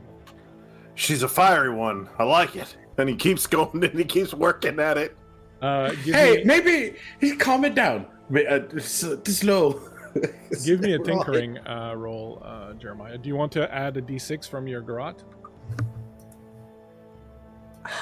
Shit. I added a d6 for my garrote and I got a 1. Excellent. So add a notch. Got it. Meanwhile, Lauren is on the ground, barely alive. Bogdan comes over and kicks her, and then looks at you and goes, Bogdan, don't kick her.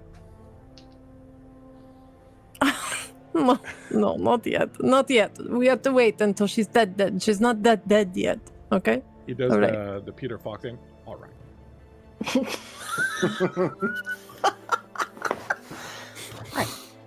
You know, I feel like maybe if you had lips, Bogdan, that would be a lot more smug than just your stupid little jaw rattling around on your skull.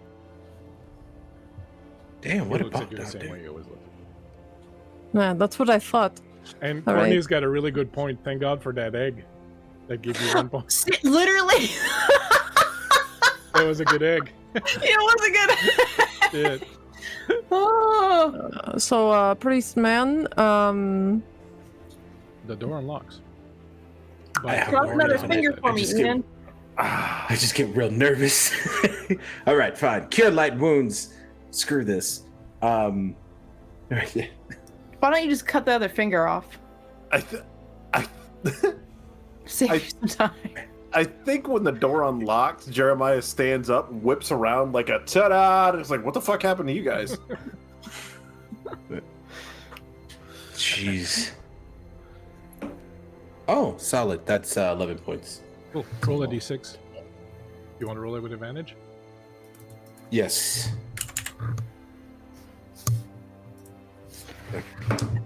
Does that mean I have to take care of something else? Oh, thank God. Okay, cool. I got a 6. All right. So like that, I'm good. Good. Okay. Because the first one was a 3, and I went, fuck. Good. you know, Leprosy Erebus, doesn't I'm not spread. feeling very good either.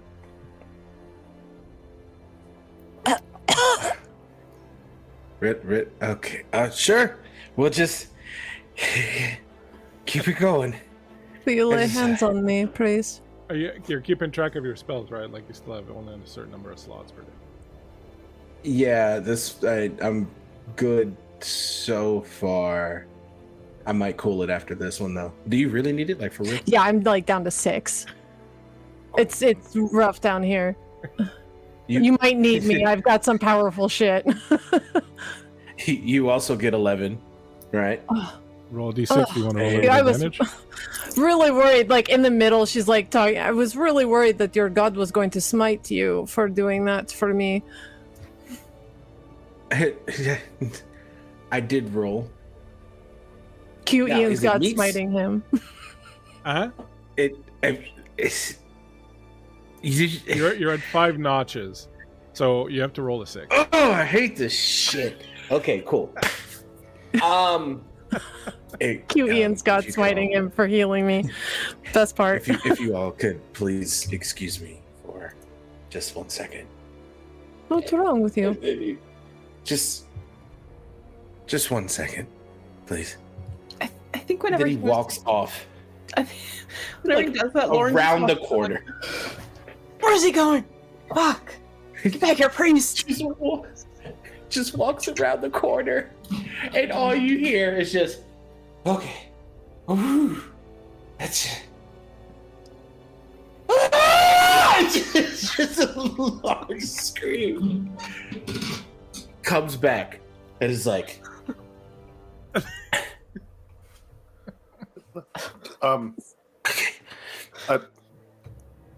Hey, Erebus, I don't want to tell you what to do, but you're cutting off the important ones. Why don't you start with the pinky and then work your way in? Wait, Jeremiah, shut the fuck up. I actually have a solution for this. Does somebody have a small knife? I just need a dagger. I'm not gonna cut any more fingers off of you, Erebus, but does anybody have a dagger? Anybody? Some of the guards on the floor have daggers. Yeah, I grab a dagger and then I start cutting off a dead guard's fingers, and then I will offer them to Erebus. Bogdan comes over and he looks at you and he like pulls off some of his fingers and he puts it back on. Yeah, Sweating, just completely sweating. The both of you are very kind. Can we please continue? Did you save the digits? Because I mean, I don't know about you, but all of this battle makes me a bit peckish. Just shaky hand comes into camera. Ooh, snacks. Thank you. You're so kind. It looks like a Cheeto. Do you know what my I'm gonna gift? pass out. You take you're gonna take another 6 points of damage. Oh god. The door opens. Would you like a drink from my wine? Sorry. Question, just real quick. Does Bogdana gain any hit points back from eating Erebus's fingers? That's Yeah, a really good question. you get That's 1 a hit good point back. It's a great question. Do I Yeah. get one per finger? Yes. She's eating 3 fingers. I've eaten 2 fingers, but He ate the thumb. Now Yeah, the first one had leprosy. You didn't get any nutrition out of it. Okay. yeah, okay, that's fair. Yeah, it's true. Oh yeah, this is the second finger. I'm trying to give you more hit points. Let me cook. You open the doors, and are you ready to step inside? Yeah. Hmm? I'm nervous. What you see defies all logic. This is no simple tower. Its ceiling is a celestial vault, dark, filled with glittering stars, miles and miles wide, an infinity of them. And at the core of this vast cosmic vista is a vision of utter terror. Erebus, you've heard of this.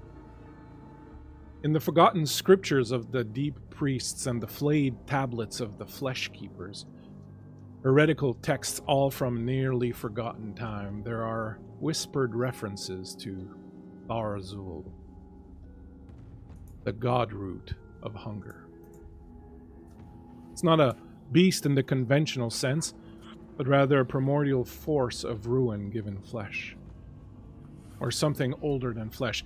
It's said to have once lied beneath the skin of the world, coiled through the bones of the earth like an infinite serpent.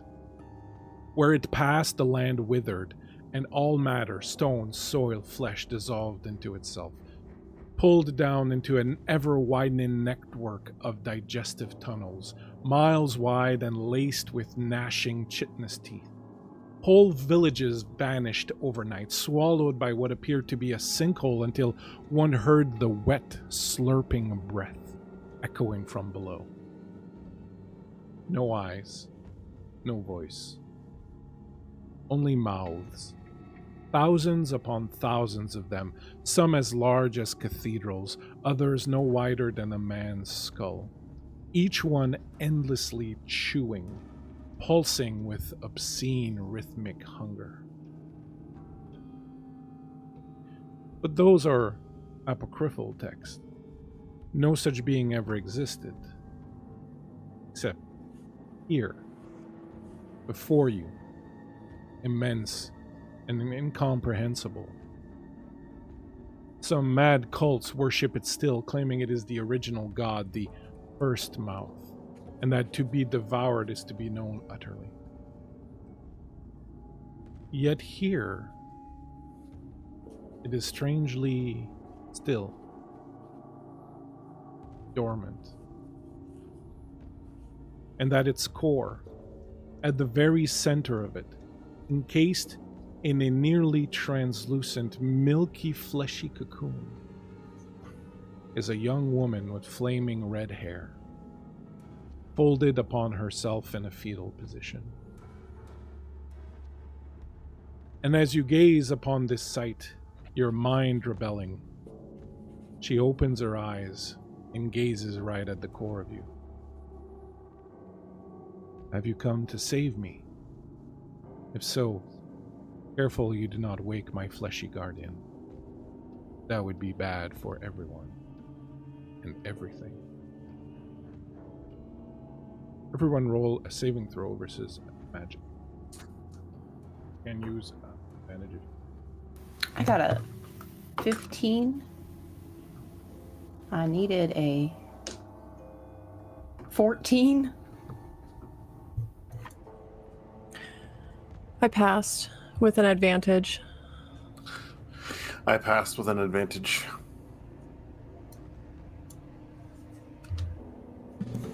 I passed with an advantage. Everyone passes. Your mind rebels. Your mind folds in upon itself. Your mind refuses to even see this thing, but you steel yourselves. You've seen horrors during this siege, and this is but another one. The young woman at the center of the milky sack, in the middle, what would be the belly of this slumbering, perhaps, creature that is miles and miles wide and tall, looks at you expectantly, wondering if you've come to save her.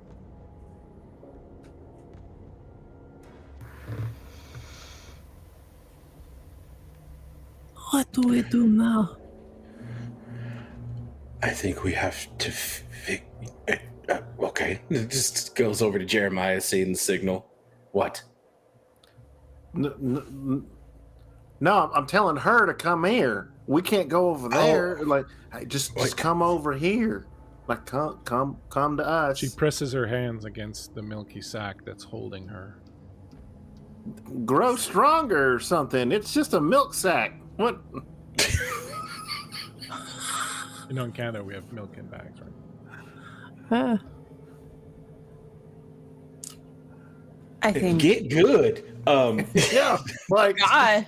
aren't you supposed to be a flame princess? You can't poke a little sack? What the hell? My poke a little stick. There it followers is. are all gone. They have all died at your hands. Now, I have little power left, but I see things. I see your dreams and desires. Erebus, You hope to find the light of the old faith again, but you cannot. You must now celebrate and share a new faith. I can give you such faith. Swear yourself to me, and all truths will be known. You shall be the first priest of the flame, a new light to guide this world out of the encroaching darkness, a new light to burn away sin and offer forgiveness. Jeremiah, I see your childhood love languishing in pain, chained to a man who has no love for her. You can be the flame of penance, dispensing my justice, claiming the love of the one you long for so dearly. Lorn, behold me. Gaze upon my form and know your greatest fear to be true. But know also that I shall grant you release and penance for your sins. I promise you that, should I be free by sunup, you will be punished as you deserve. And Bogdana, born from nothing but with such grand aspirations, you wish for the power of a king at your side in the palm of your hand. Once I am free, the current king who so hounded and hurt my beloved Carathoi will count his remaining days on the fingers of one hand. His son will take his place, and he will need a mouth filled with wisdom, a tongue, and little else to satisfy him and guide him toward a more holy path. Pledge yourselves to me, and let us bring the flame of the Lamentations to this world.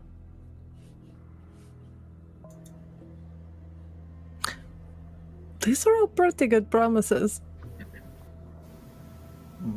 But do we get to leave?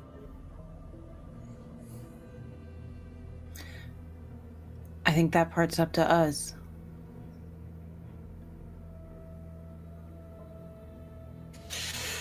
Okay, so what? Do we just cut her out? I mean, we could stand back and I could hit it with the magic missile. How far back do you think we need to go? Oh, I don't know. I've never done this before, freeing the Flame Princess. I just get milk sack into my finger wounds. Yeah, that's kind of understandable. Well, I It mean, might tingle a bit. You might like it. At this point, probably. It's gonna be fun. I'll cut her out. But, Flame Princess, how does your mouth man wake? When we cut you out, the mouth man's going to wake up, right? Yes. but what that mouth do? And well, Jeremiah, you are truly a pervert. Anyways, can he Tarzul, leave this place? Is he kind of like stuck here? if we wake Tharzul, Yeah. he will eat our enemies for us. Right. And we're not your enemy. Not if you pledge yourselves to me. We have to do that before we cut you out, because if we do it after, we're enemies technically. Is this like a contract? Feels like contract. What does pledging ourselves to you mean? Because I'm currently pledged to nobody.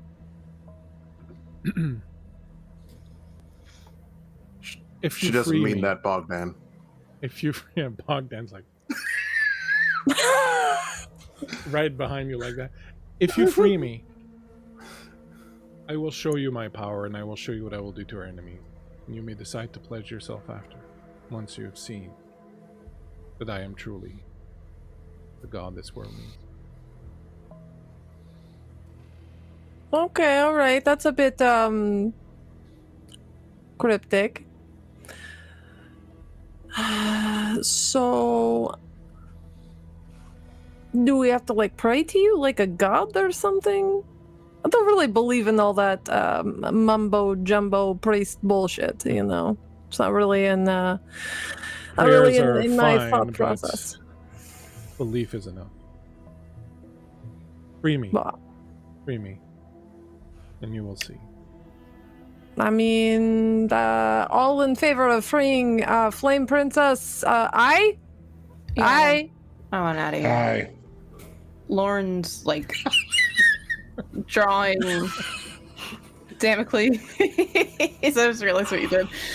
And like What are we laughing about? and walking towards her. I promise you, Lorne, you will be punished. Bogdana is backing up. She's doing one of these to Bogdan, and they are together backing up. And while they're backing up, she is going, oh, perhaps we summon a few others of us. And she casts Mirror Image. Go ahead and roll a d6. Oh. Go ahead and take your attack bonus if you are going to try to cut her out with your sword. I show am shouty. I'm gonna use an advantage. That is 10 plus 9, so 19 total. Okay. What'd you get on your d6, creep? Well, this is perfect. I get pegged because I rolled lower. But I'm casting the spell on myself already, so do I just like double cast it on myself? Yeah. Sweet. I'll take it. I'll take all of the mirror images. Actually, I'm gonna go see how many. And you're at another mark. Yep. As you cut the Flame Princess out, Sorry. bag rips apart this milky white substance, drains out of it, and she comes sliding out into it. You feel the creature start to shake and moan as it awakens from this wound. It grows, the mouths open up, lean over you. The Flame Princess is on the ground, attempting to get up, covered in this amniotic fluid. The creature itself disappears. You are in a small room in the tower. The Flame Princess stands, naked, dripping this white milky fluid. You have done well. And outside you hear scream.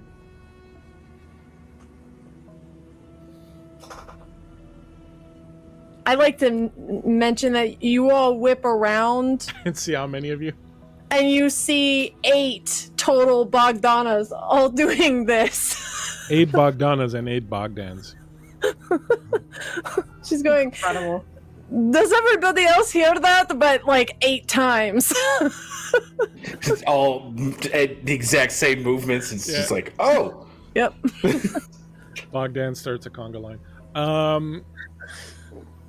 Bogdan, it looks so stoked. It's like the most, he's like vibrating with excitement right now.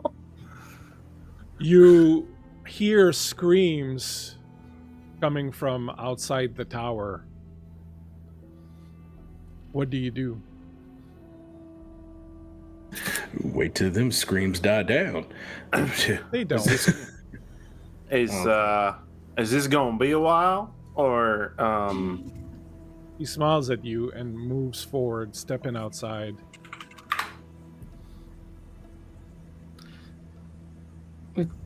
Follow her?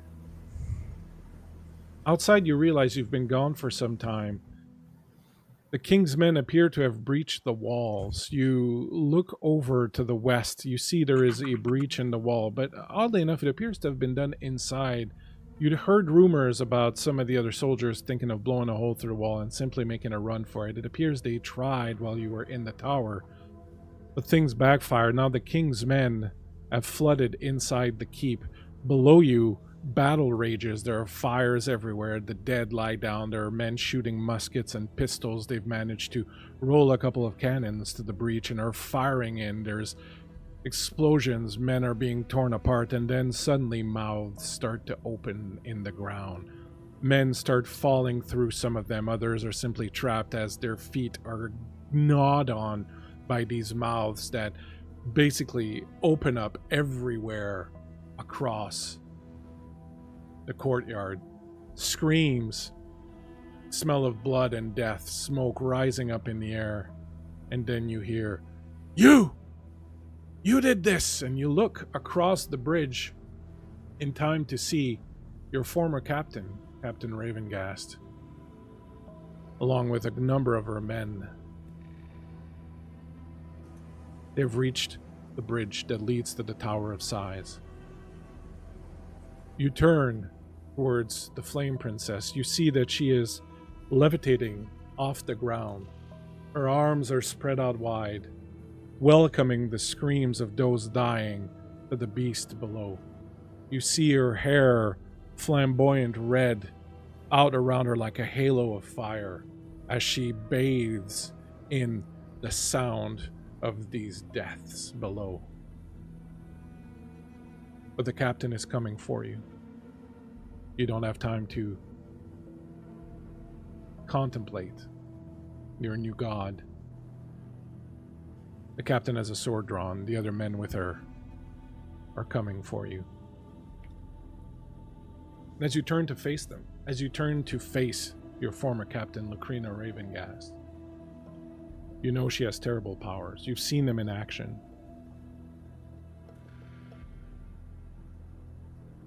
He gestures towards you.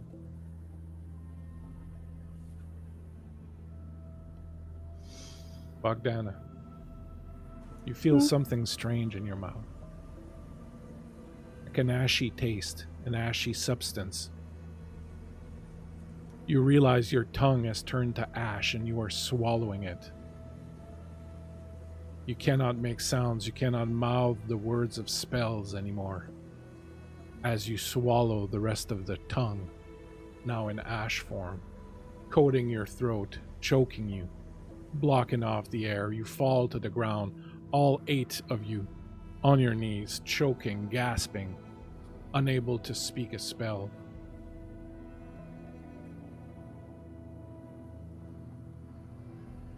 Jeremiah, you suddenly notice that you are no longer there. The other 3 around you don't seem to have noticed that you are gone. They don't seem to remember that you were even there. You watch as they move through the place that you stood just a moment ago, unaware of your existence, forgotten.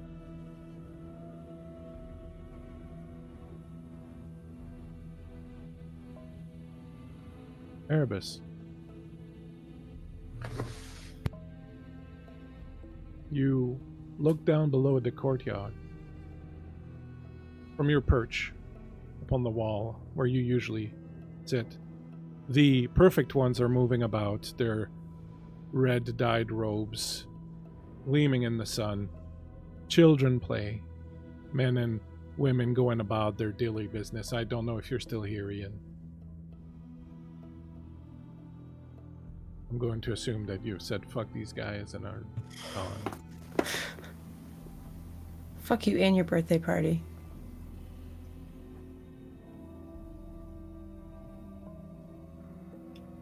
Lorne, you watch as Bogdana is on the ground, choking. You watch as Jeremiah is panicking, waving his hands,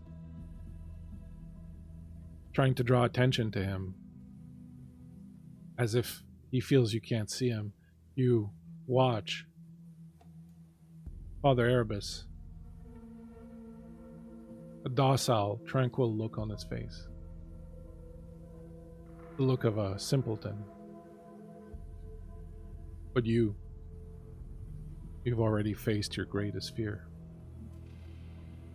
in there when you saw the truth, the existence of a god.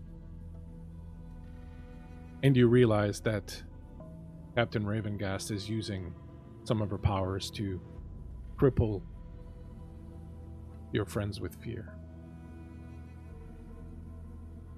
But you have faced your fear. What would you like to do? I would like to move on Captain Ravengast, and I have Damocles raised. And I charge. Make it a hit roll.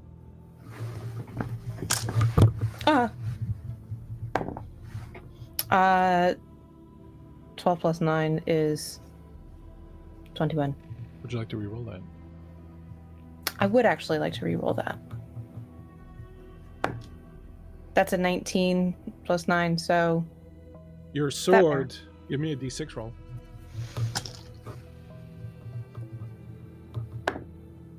It's a 1. Your sword reaches out, strikes the captain, breaking her concentration as she stumbles back. Bogdana, you stop coughing.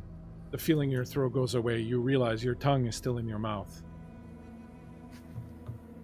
Jeremiah, the priest looks at you and goes, "Are you all right, Jeremiah? Are you okay?" as he reaches out and puts a hand on your shoulder. You see he's got this intent, dark look that he always has in his eyes. Seeing you, recognizing you. "Hey, Cujo, thank you so much for the raid. We appreciate you coming in." As the three of you awake from this spell of fear, you look at the titanic battle going on the bridge between Lorne and the captain. You feel power as the Flame Princess above you begins to share some of her newfound powers, the sacrifices of all the mouths below, fueling her, and she in turn fuels you. You all go up a level.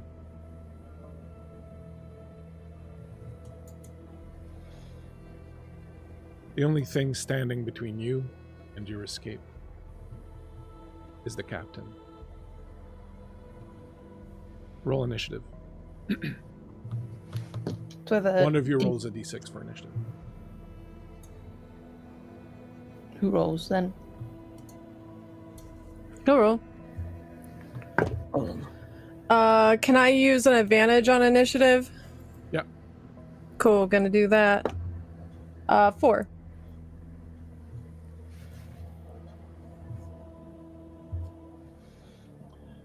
Or you get to go first. All of you, as the captain reels back from the blow that she took, her concentration broken. She draws her sword, gets into a guard position. You know she is very, very powerful. Now is not the time to pull punch it. How far am I from her? Not very far. Within 30 feet. You see Bogdana getting off the ground. She's very, very angry. How dare you take my tongue from me, you stupid witch! And she charges at the captain. As she gets closer, she's making this horrible retching sound as she's rushing, and she stops maybe 20 feet from the captain and just and as she does that, you see this immense sling of web shoot out of her mouth towards the captain. I am casting web on her. Cast it, but hold on to it for a second now that Ian has returned. Yeah. Ian, in that moment, you saw yourself. You were sitting on the edge, looking down into the courtyard as the perfect ones, all clothed in red, went about their business. Children were playing, men and women, carrying on the normal activities of the day. It is a beautiful sunny day, quiet, calm, peaceful. You hear someone come up to you, sorry. Hold on. up to you. You recognize Inga. She says, "There you are, Pappy. Did you get out again? I bet you were imagining all sorts of strange things, huh? Was it the one about the Great Siege again? That's one of your best ones."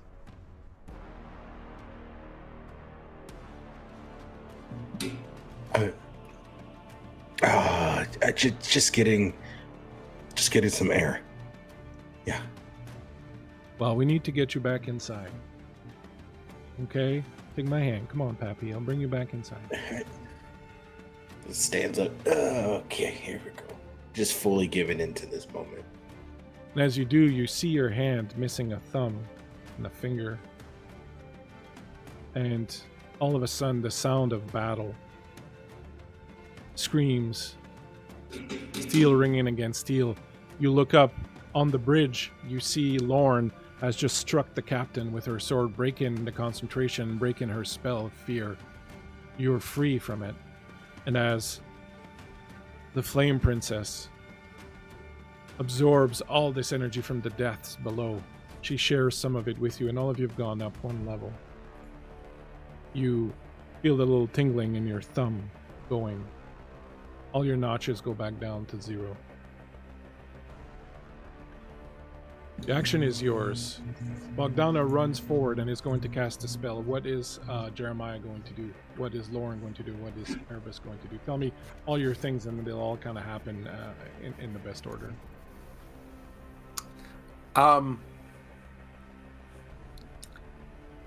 Is the map accurate that these bridges are essentially just large rope bridges? Yes. I'm on the bridge. Jeremiah is also a coward. I think he draws his short sword and goes to hack at the ropes holding up the bridge. Excellent. On the bridge, Lauren, you are facing the captain with you. I'm swinging. Erebus. I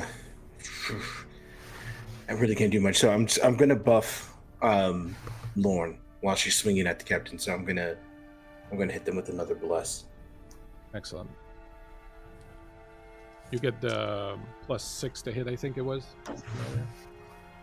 It's 1d6 plus. Would it be +7 now that we bumped up a level? Yeah. All right, beautiful. You get an even 10. Wow. Excellent. Business.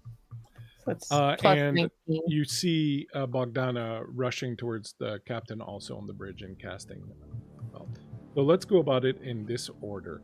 The spell will take effect on Lorne. Lorne, you'll make your attack, then we'll do Bogdana's attack, then we'll do Jeremiah's attack. So go ahead and roll your attack roll, Bones, as the captain squares off in front of you. 14 plus 19. Yeah, that's going to hit. Okay. You want my D6? Yeah. Yeah.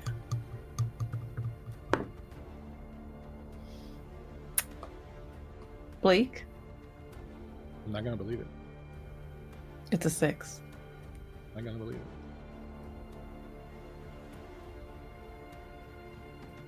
Bogdana, give us your spell. Yeah, so I cast web. I'm gonna roll my shit for my shit. Fuck, I webbed myself as well, apparently, so that's fun. All that build up. Thank Great. you, Rachel, for the raid. First Rose, thank you very much. So the way this spell works is, does she have a strength over 18? No. Okay, so it's 2d4 on your end, and whatever that number is how many rounds it takes her to get out. She's essentially pinned there. Yeah, and you? Spell hits you too, right? Yeah, it does. Fuck me gently with a chainsaw. Well, Come on, low rolls. You did just peg yourself. Question, can I use an advantage to try and roll lower? Yeah. Okay, cool. Well, that's a 1, 2, and a 4, so 3 rounds. I'm out. Okay. I'm working on breaking free. Go ahead, Jeremiah, and give me. You're not going to give me a to hit roll. You're going to give me. Hold on. Give me. This is going to be weird, but give me an architecture roll. Yeah, I knew you were gonna say that. I knew you To were know gonna which say cable that. to cut. Now you're free to spend some of your D6 bonuses, and use advantages and all that. I am totally probably going to because I need to roll a 1. Never mind. I got a 1. This is what happens. Lorne, you swing your mighty sword towards the captain. As you do, you see this strain of web come shooting past you, wrap itself around the captain, pushing her shield and sword down, opening her up. Behind you, you hear, "God damn it," as Bogdana, you web yourself to the bridge, fully in place, with Bogdan, who was right behind you, just kind of stuck to you. You hear a snapping sound. The bridge goes loose, drops out from under you. You're attached to the bridge, Bogdana. So as the bridge swings down, you go down with it. As the captain and you start to fall down, Lorne, your sword, unerringly, guided by its own inner magic, hits the captain right in the neck, and in one easy motion, lops off her head. And then, Jeremiah and Erebus, you watch as the bridge collapses, as the captain, her 5 guards, Lorne, Bogdana, and Bogdan all go crashing down towards the ground.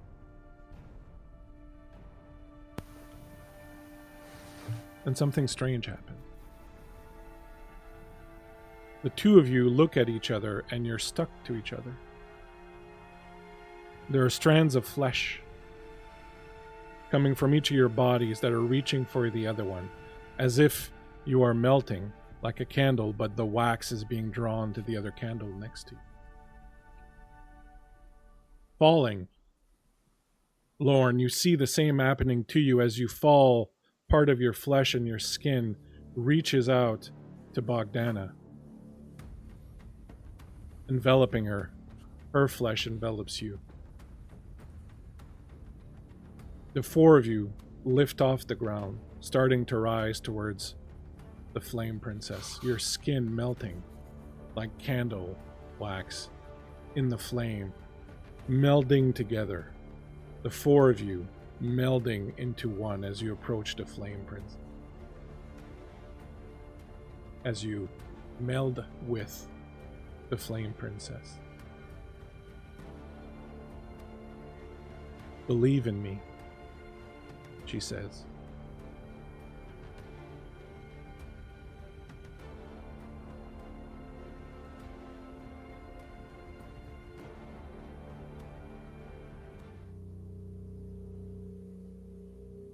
Sometime later, the 4 of you wake up outside the walls.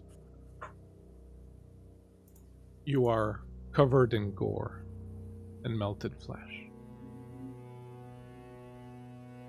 You sit up. You are sitting in this vast red muck.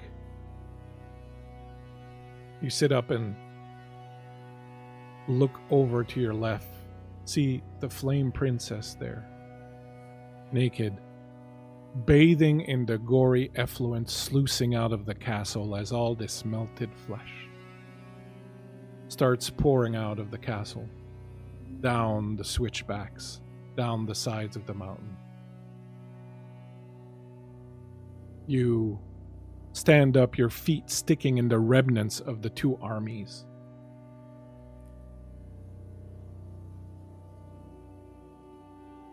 See, he says. Did I not tell you? You would understand. And did I not tell you, I am a man of my words. Princess, lovely to see you again.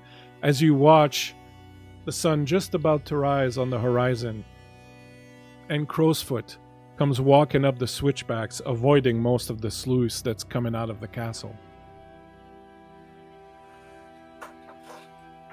You made it after all. So pleasant. The princess looks at him and goes, This does not absolve you of your sins, devil. You were the one who got me trapped there in the first place. Yes, admittedly, but now you're free and you have some new believers to boot. Princess looks at him. And then she looks at Lorne. In your mind, Lorne, you hear the words, I keep my promises. And out loud she says to you, Lorne, kill him. And as she does, you know exactly what this means. Mm-hmm. I draw Damocles. And I begin moving towards Crowfoot with the sword drawn and ready to strike.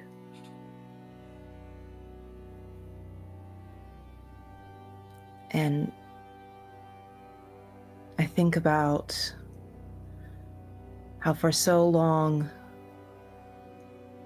since that man found me, I have been running through this world with my flesh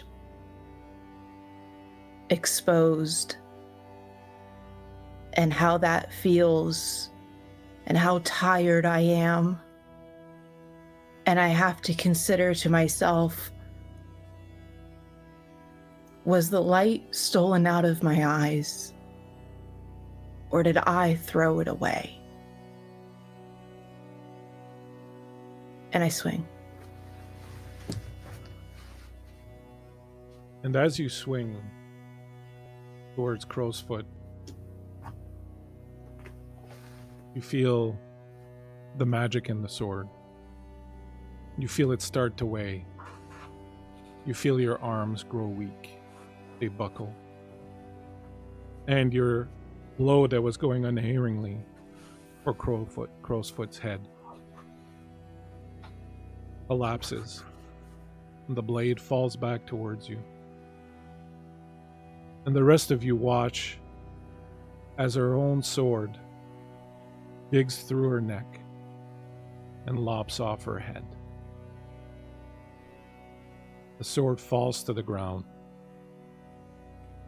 followed by the head, and the body stands there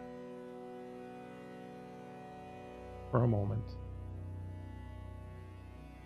before falling to its knees and staying like that in the blood and gore of the ground. And the princess whispers, I keep my promises.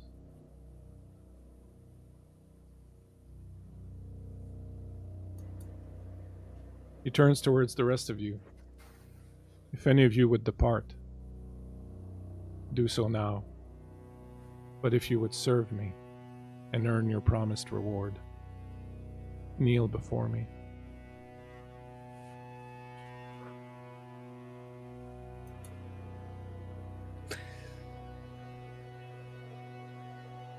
Serve you. Well, what does this entail? The serving part. The kings of this land are fools. They need whispers to guide them.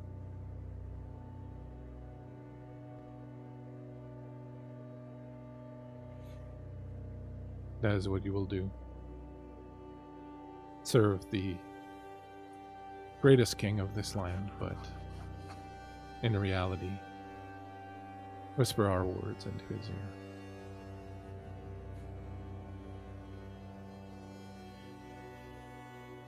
ear.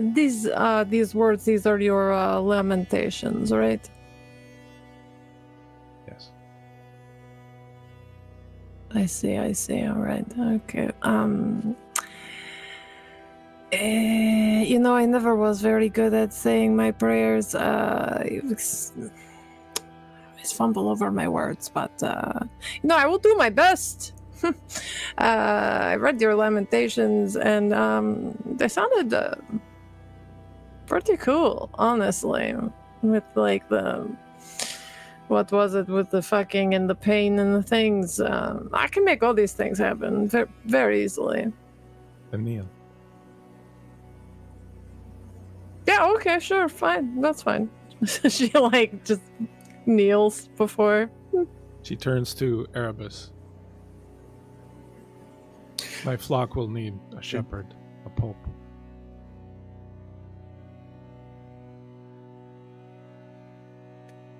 All right, I have no concerns. And then he kneels. Jeremiah, those who trespass will need rectifying. You can begin with your man.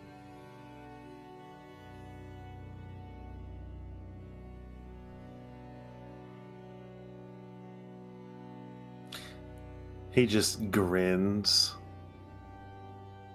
and kneels. Devil. And Crowsfoot picks up Lauren's body. And he brings her over, the blood gushing out of her severed neck. And the Flame Princess catches the blood and runs her fingers through your hair, all of you, one after the other, baptizing you in the blood, washing your hair in the blood, your hair turning red.